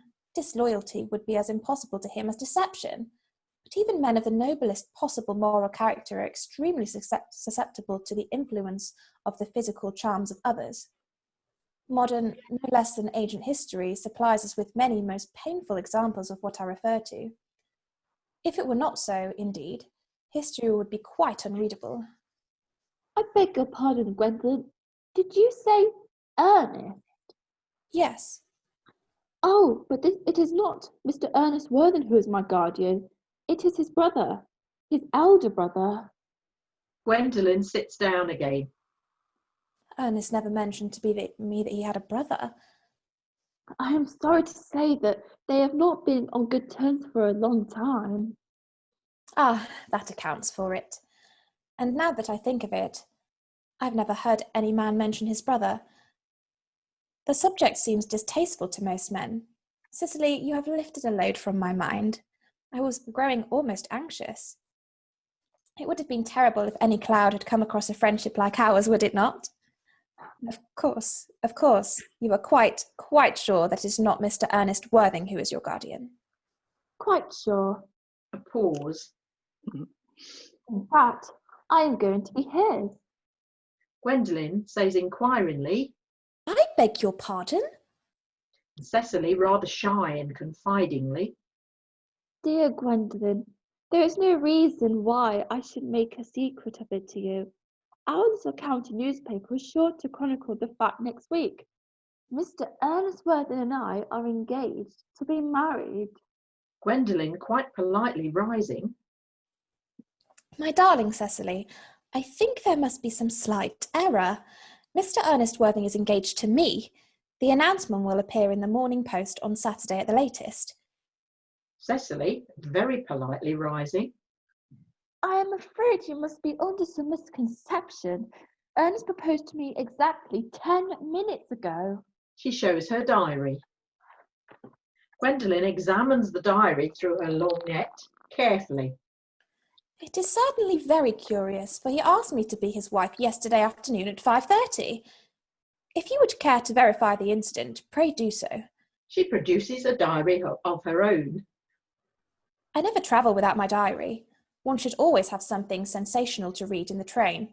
I am so sorry, dear Cecily, if it is any disappointment to you, but I am afraid I have the prior claim.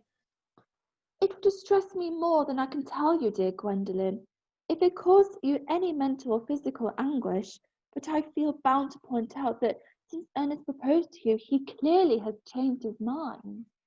Gwendolen, meditatively.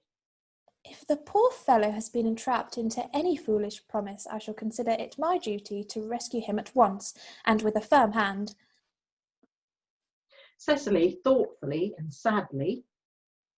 Whatever unfortunate entanglement my dear boy may have got into, I will never reproach him with it after we are married.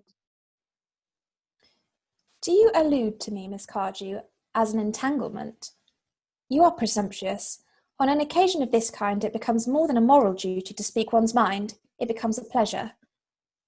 Do you suggest, Miss Fairfax, that I entrapped Ernest into an engagement? How dare you? This is no time for wearing the shallow mask of manners. When I see a spade, I call it a spade. Satirically. I am glad to say that I have never seen a spade. It is obvious that our social spheres have been widely different. Enter Merriman, followed by the footman. He carries a salver, tablecloth, and a plate stand. Cecily is about to retort. The presence of the servants exercises a restraining influence, under which both girls chafe. Unmute yourself, Sam. There we go. Shall I lay my tea here as usual, miss? Cecily says sternly, in a calm voice. Yes, as usual. Merriman begins to clear the table and lay the cloth. A long pause. Cecily and Gwendolen glare at each other. Are there many interesting walks in the vicinity, Miss Cardew? Oh, yes, a great many. From the top of one of the hills quite close to one can see 5 counties. 5 counties? I don't think I should like that. I hate crowds. Cecily says sweetly. I suppose that is why you live in town. Gwendolen bites her lip and beats her foot nervously with her parasol. Gwendolen, looking round. Quite a well-kept garden this is, Miss Cardew. So glad you like it, Miss Fairfax. I had no idea there were any flowers in the country. Oh, flowers are as common here, Miss Fairfax, as people are in London. Personally, I cannot understand how anybody managed to exist in the country, if anybody who is anybody does. The country always bores me to death. Ah, this is what the newspapers call agricultural depression, is it not? I believe the aristocracy are suffering very much from it just at present. It is almost an epidemic amongst them, I have been told. May I offer you some tea, Miss Fairfax? Gwendolen says with elaborate politeness. Thank you. Sugar? Oh, sorry. Detestable girl, but I require tea. And Cecily says sweetly. Sugar? Gwendolen superciliously. No, thank you. Sugar is not fashionable anymore. Cecily looks angrily at her, takes up the tongs and puts 4 lumps of sugar into the cup. Cecily says severely, Cake or bread and butter? in a bored manner, Bread and butter, please. Cake is rarely seen at the best houses nowadays. Cecily cuts a very large slice of cake and puts it on the tray. And that to Miss Fairfax. Merriman does so and goes out with the footman. Gwendolen drinks the tea and makes a grimace, puts down the cup at once, reaches out her hand to the bread and butter, looks at it and finds it is cake. She rises in indignation. You have filled my tea with lumps of sugar, and though I asked most distinctly for bread and butter, you have given me cake. I am known for the gentleness of my disposition and the extraordinarily sweetness of my nature, but I warn you, Miss Cardew, you may go too far. Cecily, rising. To save my poor, innocent, trusting boy from the machination of any other girl, there are no lengths to which I would not go. From the moment I saw you, I distrusted you. I felt that you were false and deceitful. I am never deceived in such matters. My first impressions of people are invariably right. It seems to me, Miss Fairfax, that I am trespassing on your valuable time. No doubt you have many other calls of a similar character to make in the neighbourhood. Enter Jack. Gwendolen, catching sight of him. Ernest! My own Ernest! You're muted. Gwendolen, darling. Offers to kiss her. Gwendolen draws back. A moment. May I ask if you were engaged to be married to this young lady? She points to Cecily. Jack, laughing. To dear little Cecily? Of course not. What could have put such an idea into your pretty little head? Thank you. You may. She offers her cheek. And Cecily says very sweetly, I knew there must be some misunderstanding, Miss Fairfax. The gentleman whose arm is at present round your waist is my guardian, Mr. John Worthing. I beg your pardon? This is Uncle Jack. Gwendolen receding. Jack? Oh! Enter Algernon. Here is Ernest. Algernon goes straight over to Cecily without noticing anyone else. My own love.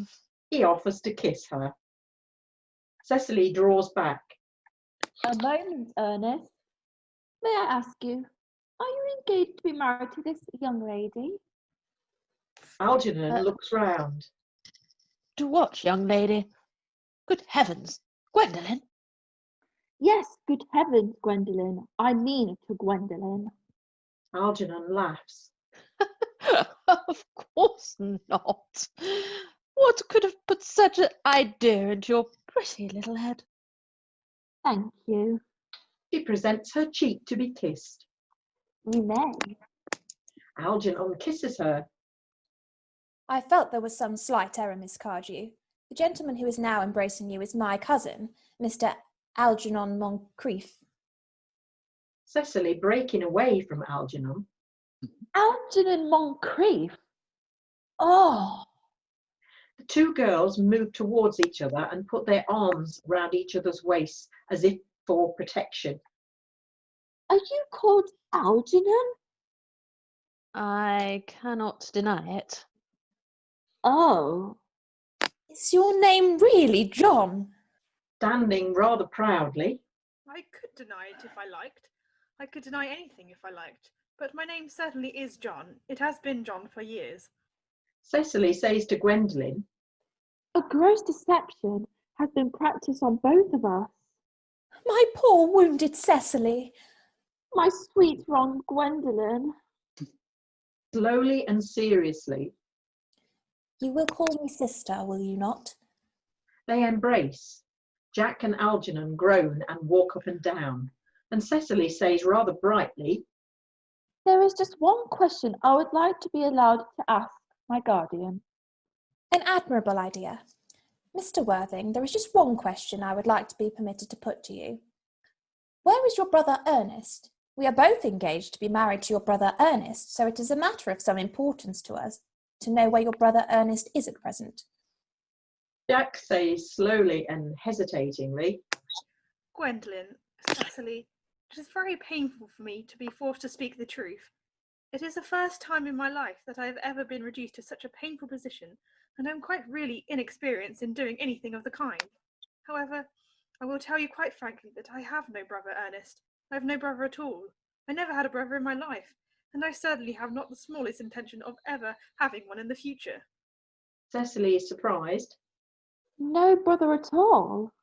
and Jack says cheerily, None. severely, Have you never had a brother of any kind? pleasantly. Never. Not even of any kind. I'm afraid it's quite clear, Cecily, that neither of us is engaged to be married to anyone. Is it not a very pleasant position for a young girl suddenly to find herself in, is it? Let us go into the house. They will hardly venture to come after us there. No, men are so cowardly, aren't they? They retire into the house with scornful looks. This ghastly state of things is what you call bunburying, I suppose. Yes, and a perfectly wonderful Bunbury it is. The most wonderful Bunbury I have ever had in my life. Well, you've no right whatsoever to Bunbury here. That is absurd. One has a right to Bunbury anywhere one chooses. Every serious Bunburyist knows that. Serious Bunburyist? Good heavens. Well, one must be serious about something if one wants to have any amusement in life. I happen to be serious about Bunburying. What on earth are you serious about? I haven't got the remotest idea. About everything, I should fancy. You have such an absolutely trivial nature. Well, the only small satisfaction I have in the whole of this wretched business is that your friend Bunbury is quite exploded. You won't be able to run down to the country quite so often as you used to, dear Algy, and a very good thing too. Your brother is a little off colour, isn't he, dear Jack? You won't be able to disappear to London quite so frequently as your wicked custom was, and not a bad thing either. As for your conduct towards Miss Cardew, I must say that you are taking in a sweet, simple, innocent girl like that is quite inexcusable, to say nothing of the fact that she is my ward. I can see no possible defence at all for your deceiving a brilliant, clever, thoroughly experienced young lady like Miss Fairfax, to say nothing of the fact that she is my cousin. I wanted to be engaged to Gwendolen, that is all. I love her. Well, I simply wanted to be engaged to Cecily. I adore her. There is certainly no chance of you marrying Miss Cardew. I don't think there is much likelihood, Jack, of you and Miss Fairfax being united. Well, that is no business of yours. If it was my business, I wouldn't talk about it. He begins to eat muffins. It is very vulgar. To talk about one's business, only people like stockbrokers do that, and they're merely at dinner parties. How can you sit there, calmly eating muffins when we are in this horrible trouble? I can't make out. You seem to me to be perfectly heartless. Well, I can't eat muffins in an agitated manner. The butter would probably get on my cuffs. One should always eat muffins quite simply and calmly. It is the only way to eat them. I say, it's perfectly heartless you're eating muffins at all, under the circumstances. When I'm in trouble, eating is the only thing that consoles me. Indeed, when I am in really great trouble, as anyone who knows me intimately will tell you, I refuse everything except food and drink. At the present moment, I'm eating muffins because I am unhappy. Besides, I'm particularly fond of muffins. Agernon and Jack rising. Well, that is no reason why you should eat them all in that greedy way. Takes the muffins from Agernon. Agernon offers tea cake. I wish you would have a tea cake instead. I don't like tea cake. Good heavens! I suppose a man may eat his own muffins in his own garden. But you have just said it was perfectly heartless to eat muffins. I said it was perfectly heartless of you under the circumstances. That is a very different thing. That may be, but the muffins are the same. He seizes the muffin dish from Jack. Algy, I wish to goodness you would go. You can't possibly ask me to go without having some dinner. It's absurd. I never go without my dinner. No one ever does, except vegetarians and people like that. Besides, I have just made arrangements with Dr. Chasuble to be christened at 6:15 under the name of Ernest. My dear fellow, the sooner you give up that nonsense, the better. I made arrangements this morning with Dr. Chasuble to be christened myself at 5:30, and I naturally will take the name of Ernest. Gwendolen would wish it. We can't both be christened Ernest. It's absurd. Besides, I have a perfect right to be christened if I like. There is no evidence at all that I have ever been christened by anybody. I should think it extremely probable I never was, and so does Mr. Chasuble. And so does Dr. Chasuble. It is entirely different in your case. You have been christened already. Yes, but I have not been christened for years. Yes, but you have been christened. That is the important thing. Quite so. So I know my constitution can stand it. If you're not quite sure about your ever having been christened, I must say I think it rather dangerous you're venturing on it now. It might make you very unwell. You can hardly have forgotten that someone very closely connected to you was very nearly carried off this week in Paris by a severe chill. Yes, but you said yourself that a severe chill was not hereditary. It usedn't to be, I know, but I dare say it is now. Science is always making wonderful improvements in things. Jack picks up the muffin dish. Oh, that is nonsense. You're always talking nonsense. Jack, you are at the muffins again. I wish you wouldn't. There are only 2 left. He takes them. I told you I was particularly fond of muffins. But I hate tea cake. Why on earth then do you allow tea cake to be served up for your guests? What ideas you have of hospitality. Algernon, I have already told you to go. I don't want you here. Why don't you go? I haven't quite finished my tea yet, and there is still 1 muffin left. Jack groans and sinks into a chair. Algernon still continues eating. Act drop. Third act. Scene. Morning room at the manor house. Gwendolen and Cecily are at the window, looking out into the garden. The fact that they did not follow us at once into the house, as anyone else would have done, seems to me to show that they have some sense of shame left. I've been eating muffins. That looks like repentance. Gwendolen, after a pause. They don't seem to notice us at all. Couldn't you cough? But I haven't got a cough. They're looking at us. What effrontery. They're approaching. That's very forward of them. Let us preserve a dignified silence. Certainly. It's the only thing to do now. Enter Jack, followed by Algernon. They whistle some dreadful popular air from a British opera. This dignified silence seems to produce an unpleasant effect. A most distasteful one. But we will not be the first to speak. Certainly not. Mr. Worthing, I have something very particular to ask you. Much depends on your reply. Gwendolen, your common sense is invaluable. Mr. Moncrieff, kindly answer me the following question. Why did you pretend to be my guardian's brother? Order that I might have the opportunity of meeting you. Cecily says to Gwendolen, That certainly seems a satisfactory explanation, does it not? Yes, dear, if you can believe him. I don't. But that does not affect the wonderful beauty of his answer. True. In matters of grave importance, style, not sincerity, is the vital thing. Mr. Worthing, what explanation can you offer to me for pretending to have a brother? Was it in order that you might have an opportunity of coming up to town to see me as often as possible? Can you doubt it, Miss Fairfax? I have the gravest doubts upon the subject, but I intend to crush them. It is not the moment for German scepticism. She moves to Cecily. Their explanations appear to be quite satisfactory, especially Mr. Worthing's. That seems to me to have the stamp of truth upon it. I am more than content with what Mr. Moncrieff said.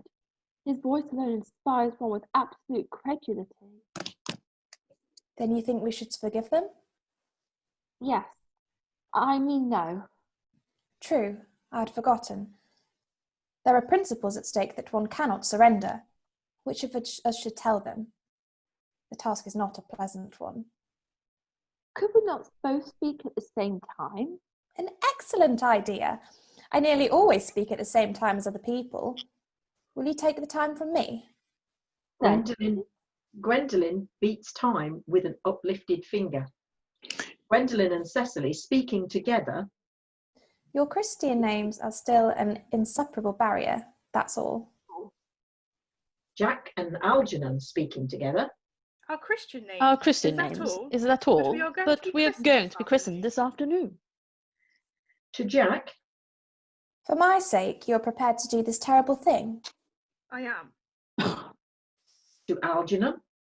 To please me, you are ready to face this fearful ordeal? I am.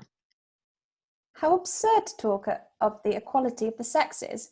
Where questions of self-sacrifice are concerned, men are infinitely beyond us. We are. He clasps hands with Algernon. They have moments of physical courage of which we women know absolutely nothing. To Jack. Darling. To Cecily. Darling. They fall into each other's arms. Enter Merriman. When he enters, he coughs loudly, seeing the situation. Ahem, Lady Bracknell. Good heavens.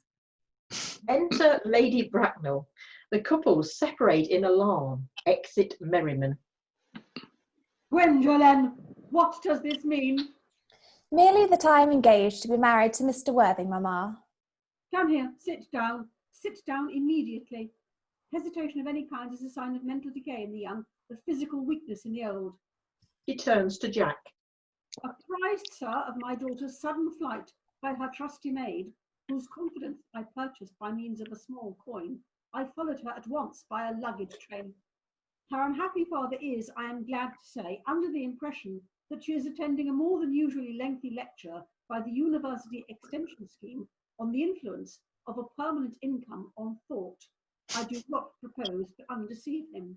Indeed, I have never undeceived him on any question. I would consider it wrong. But of course, you will clearly understand that all communication between yourself and my daughter must cease immediately from this moment. On this point, as indeed on all points, I am firm. I am engaged to be married to Gwendolen, Lady Bracknell. You are nothing of the kind, sir. And now, as regards Algernon. Algernon? Yes, Aunt Augusta? May I ask if it is in this house that your invalid friend, Mr. Bunbury, resides? Algernon stammering. Oh, no, Bunbury doesn't live here. Bunbury is somewhere else at present. In fact, Bunbury is dead. Dead? When did Mr. Bunbury die? His death must have been extremely sudden. Airily. I killed Bunbury this afternoon. I mean, poor Bunbury died this afternoon. What did he die of? Bunbury? Oh, he was quite exploded. Exploded? The victim of a revolutionary outrage? I was not aware that Mr. Bunbury was interested in social legislation. If so, he is well punished for his morbidity. My dear Aunt Augusta, I mean, he was found out. The doctors found out that Bunbury could not live. That is what I mean, so Bunbury died. He seems to have had great confidence in the opinion of his physicians. I am glad, however, that he made up his mind at the last to some definite course of action and acted under proper medical advice. Now that we have finally got rid of this Miss Bunbury, may I ask, Mr. Worthing, who is that young person whose hand my nephew Algernon is now holding in what seems to me a peculiarly unnecessary manner? That lady is Miss Cecily Cardew, my ward. Lady Bracknell bows coldly to Cecily. I am engaged to be married to Cecily, Aunt Augusta. I beg your pardon? Mr. Moncrieff and I are engaged to be married, Lady Bracknell. Lady Bracknell, with a shiver, crossing to the sofa and sitting down. I do not know whether there is anything peculiarly exciting in the air of this particular part of Hertfordshire, but the number of engagements that go on seem to me considerably above the proper average that statistics have laid down for our guidance. I think some preliminary inquiry on my part would not be out of place. Mr. Worthing, is Miss Cardew at all connected with any of the larger railway stations in London? I merely desire information. Until yesterday, I had no idea that there were any families or persons whose origin was a terminus. Jack looks perfectly furious but restrains himself. He says in a clear, cold voice, Miss Cardew is the granddaughter of the late Mr. Thomas Cardew of 149 Belgrave Square, Southwest, Gervais Park, Dorking, Surrey, and the Sporran, Fifeshire, NB. That sounds not unsatisfactory. 3 addresses always inspire confidence, even in tradesmen. But what proof have I of their authenticity? I have carefully preserved the court guides of the period. They are open to your inspection, Lady Bracknell. Grimly, I have known strange errors in that publication. Miss Cardew's family solicitors are Messrs. Markby, and Markby. Markby and Markby, a firm of the very, very highest position in their profession. Indeed, I am told that one of the Mr. Markbys is occasionally to be seen at dinner parties. So far, I am satisfied. very irritably. How extremely kind of you, Lady Bracknell. I have also in my possession, you will be pleased to hear, certificates of Miss Cardew's birth, baptism, whooping cough, registration, vaccination, confirmation, and the measles, both the German and the English variety. Ah, a life crowded with incident, I see, though perhaps somewhat too exciting for a young girl. I am not myself in favour of premature experiences. She rises and looks at her watch. Gwendolen, the time approaches for our departure. We have not a moment to lose. As a matter of form, Mr. Worthing, I had better ask you if Miss Cardew has any little fortune. Oh, about £130 in the funds, that is all. Goodbye, Lady Bracknell. So pleased to have seen you. Lady Bracknell sits down again. A moment, Mr. Worthing.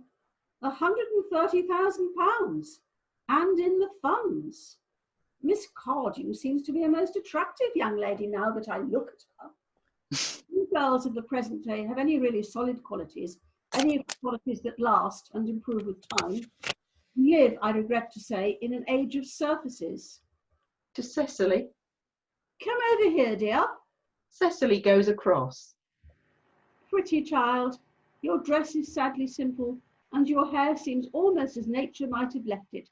But we can soon alter all that. A thoroughly experienced French maid produces a really marvellous result in a very brief space of time. I remember recommending one to young Lady Lancing, and after 3 months, her own husband did not know her. And after 6 months, nobody knew her. Lady Bracknell glares at Jack for a few moments, then bends with a practised smile to Cecily. Kindly turn round, sweet child. Cecily turns completely round. No, the side view is what I want. Cecily presents her profile. Yes, quite as I expected. There are distinct social possibilities in your profile. The 2 weak points in our age are its want of principle and its want of profile. The chin a little higher, dear. Style largely depends on the way the chin is worn. They are worn very high just at present. Algernon? Yes, Aunt Augusta? There are distinct social possibilities in Miss Cardew's profile. Cecily is the sweetest, dearest, prettiest girl in the whole world, and I don't care 2 pence about social possibilities. Never speak disrespectfully of society, Algernon. Only people who can't get into it do that. To Cecily. Dear child, of course you know that Algernon has nothing but his debts to depend upon, but I do not approve of mercenary marriages. When I married Lord Bracknell, I had no fortune of any kind. but I never dreamed for a moment of allowing that to stand in my way. Well, I suppose I must give my consent. Thank you, Aunt Augusta. Cecily, you may kiss me. Cecily kisses her. Thank you, Lady Bracknell. You may also address me as Aunt Augusta for the future. Thank you, Aunt Augusta. The marriage, I think, had better take place quite soon.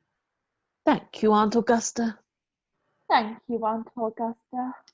To speak frankly, I'm not in favour of long engagements. They give people the opportunity of finding out each other's character before marriage, which I think is never advisable. I beg your pardon for interrupting you, Lady Bracknell, but this engagement is quite out of the question. I am Miss Cardew's guardian, and she cannot marry without my consent until she comes of age. That consent I absolutely decline to give. Upon what grounds, may I ask? Agernon is an extremely, I may say, almost say an ostentatiously eligible young man. He has nothing, but he looks everything. What more can one desire? It pains me very much to have to speak frankly to you, Lady Bracknell, about your nephew, but the fact is that I do not approve at all of his moral character. I suspect him of being untruthful. Algernon and Cecily look at him in indignant amazement. Untruthful? My nephew Algernon? Impossible. He is an Oxonian. I fear there can be no possible doubt about the matter. This afternoon, during my temporary absence in London, on an important question of romance, he obtained admission to my house by means of the false pretence of being my brother. Under an assumed name he drank, I have just been informed by my butler, an entire pint bottle of my Perrier Jouet Brut 89 wine I was specially reserving for myself.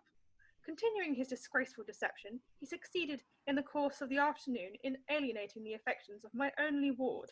He subsequently stayed to tea and devoured every single muffin. And what makes his conduct all the more heartless is that he was perfectly well aware from the first that I have no brother, that I never had a brother, and that I don't intend to have a brother, not even of any kind. I distinctly told him to myself yesterday afternoon. Mr. Worthing, after careful consideration, I've decided entirely to overlook my nephew's conduct towards you. That is very generous of you, Lady Bracknell. My own decision, however, is unalterable. I decline to give my consent. To Cecily. Come here, sweet child. And Cecily goes over to her. How old are you, dear? Oh, I am really only 18, but I always admit to 20 when I go to evening parties. You are perfectly right in making some slight alteration. Indeed, no woman should ever be quite accurate about her age. It looks so calculating. In a meditative manner. 18, but admitting to 20 at evening parties. Well, it will not be very long before you are of age and free from the restraints of tutelage. So I don't think your guardian's consent is, after all, a matter of any importance. Pray excuse me, Lady Bracknell, for interrupting you again, but it is only fair to tell you that according to the terms of her grandfather's will, Miss Cardew does not come legally of age till she is 35. That does not seem to me to be a grave objection. 35 is a very attractive age. London society is full of women of the very highest birth who have, of their own free choice, remained 35 for years. Lady Smithman is an instance in point. To my own knowledge, she has been 35 ever since she arrived at the age of 40, which was many years ago now. I see no reason why our dear Cecily should not be even still more attractive at the age you mentioned than she is at present. There will be a large accumulation of property. Algie, could you wait for me till I was 35? Of course I could, Cecily. You know I could. Yes, I felt it instinctively, but I couldn't wait all that time. I hate waiting even 5 minutes for anybody. It always makes me rather cross. I am not punctual myself, I know, but I do like punctuality in others, and waiting even to be married is quite out of the question. Then what is to be done, Cecily? I don't know, Mr. Moncrieff.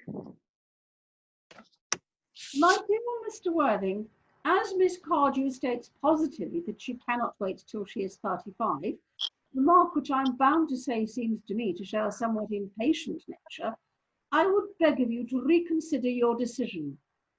But my dear Lady Bracknell, the matter is entirely in your own hands. The moment you consent to my marriage with Gwendolen, I will most gladly allow your nephew to form an alliance with my ward. Lady Bracknell rises and draws herself up. You must be quite aware that what you propose is out of the question.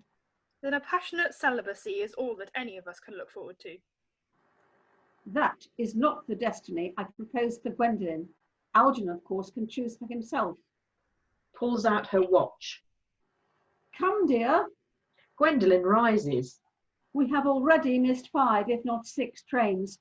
To miss any more might expose us to comment on the platform. Enter Dr. Chasuble. Everything is quite ready for the christenings. The christenings, sir? Is that not somewhat premature? Looking rather puzzled, he points to Jack and Algernon. Both these gentlemen have expressed a desire for immediate baptism. At their age? The idea is grotesque, irreligious. Algernon, I forbid you to be baptised. I will not hear of such excesses. Lord Bracknell would be highly displeased if you found that was the way in which you wasted your time and money. Am I to understand then that there are to be no christenings at all this afternoon? I don't think that, as things are now, it would be of much practical value to either of us, Dr. Chasuble. I am grieved to hear such sentiments from you, Mr. Worthing. They save the savour of the heretical views of the Anabaptists, views that I have completely refuted in 4 of my unpublished sermons. However, as your present mood seems to be one peculiarly secular, I will return to the church at once. Indeed, I have just been informed by the pew opener that for the last hour and a half, Miss Prism has been waiting for me in the vestry. Starting. Miss Prism? Did I hear you mention a Miss Prism? Yes, Lady Bracknell, I am on my way to join her. Pray allow me to detain you for a moment. This matter may prove to be one of vital importance to Lord Bracknell and myself. Is this Miss Prism a female of repellent aspect, remotely connected with education? Somewhat indignantly. She is the most cultivated of ladies, and the very picture of respectability. It is obviously the same person. May I ask what position she holds in your household?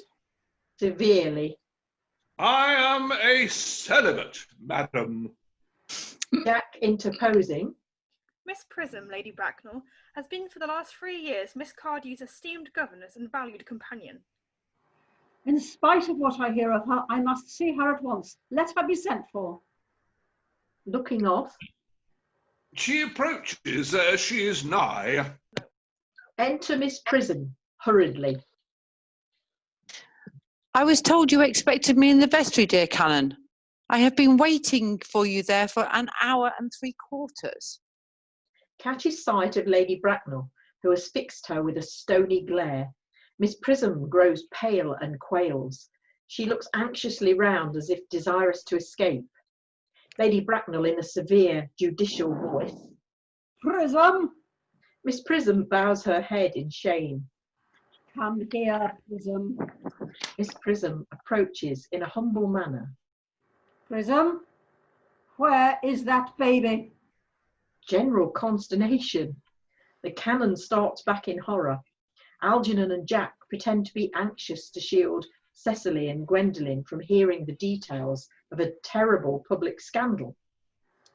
28 years ago, Prism, you left Lord Bracknell's house, number 104 Upper Grosvenor Street, in charge of a perambulator that contained a baby of the male sex.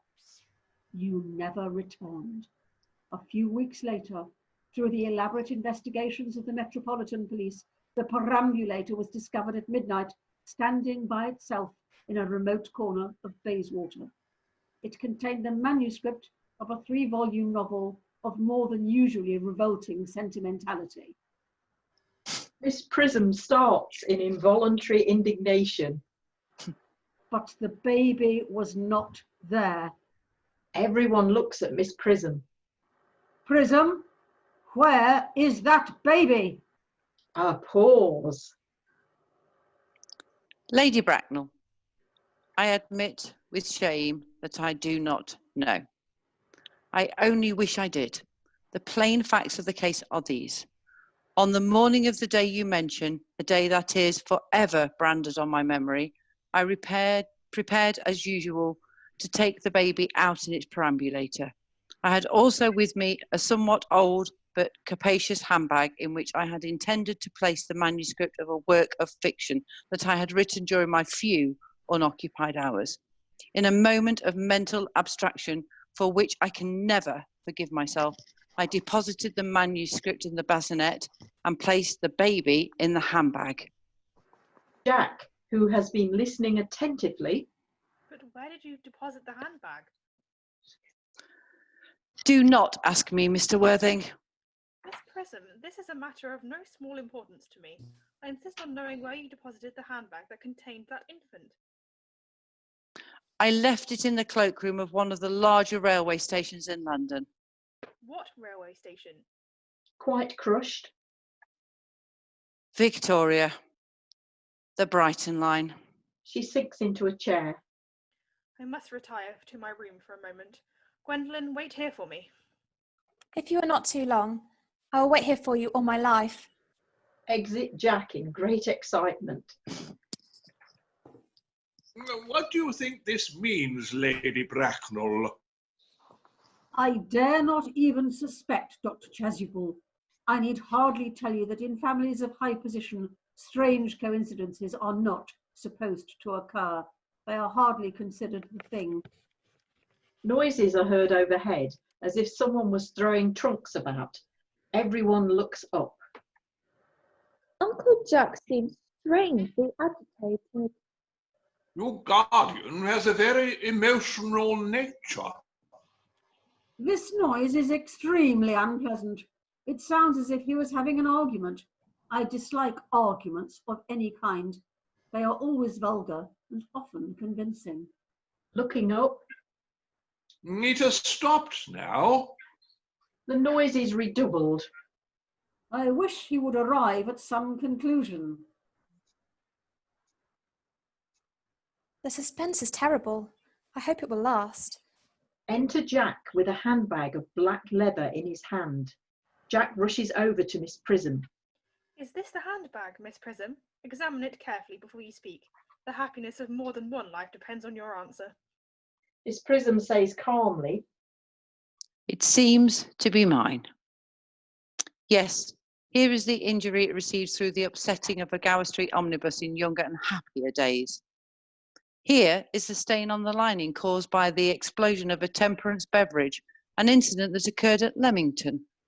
And here, on the lock, are my initials. I had forgotten that in an extravagant mood I had had them placed there. The bag is undoubtedly mine. I am delighted to have it so unexpectedly restored to me. It has been a great inconvenience being without it all these years. Jack says in a pathetic voice, Miss Prism, more is restored to you than this handbag. I was the baby you placed in it. You? Embracing her. Yes, Mother. Recoiling in indignant astonishment.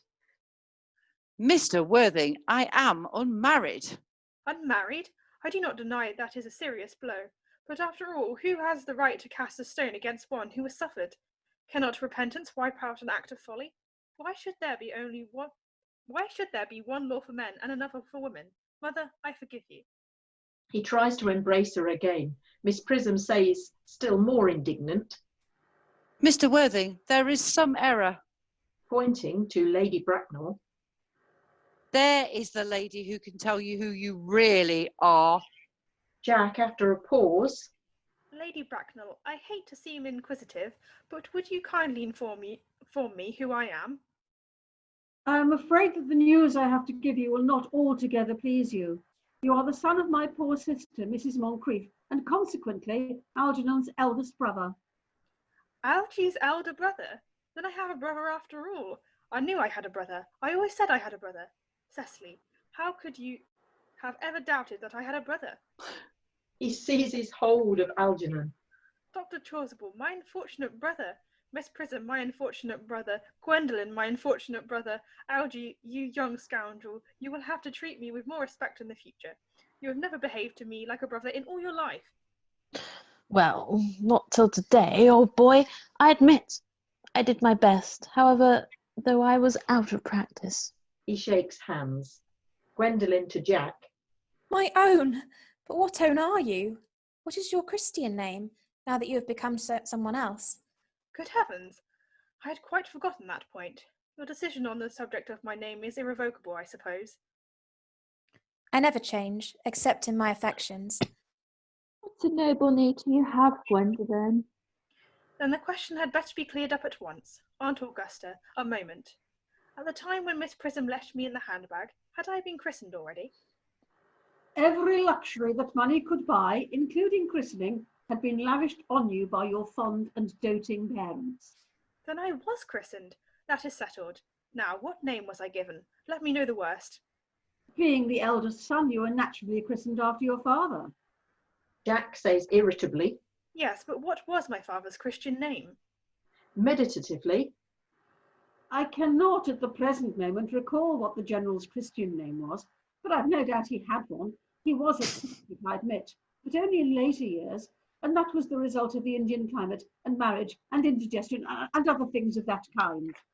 Algie, can't you recollect what our father's Christian name was? My dear boy, we were never even on speaking terms. He died before I was a year old. His name would appear in the army lists of the period, I suppose, Aunt Augusta? The General was essentially a man of peace, except in his domestic life, but I have no doubt his name would appear in any military directory. The army lists of the last 40 years are here.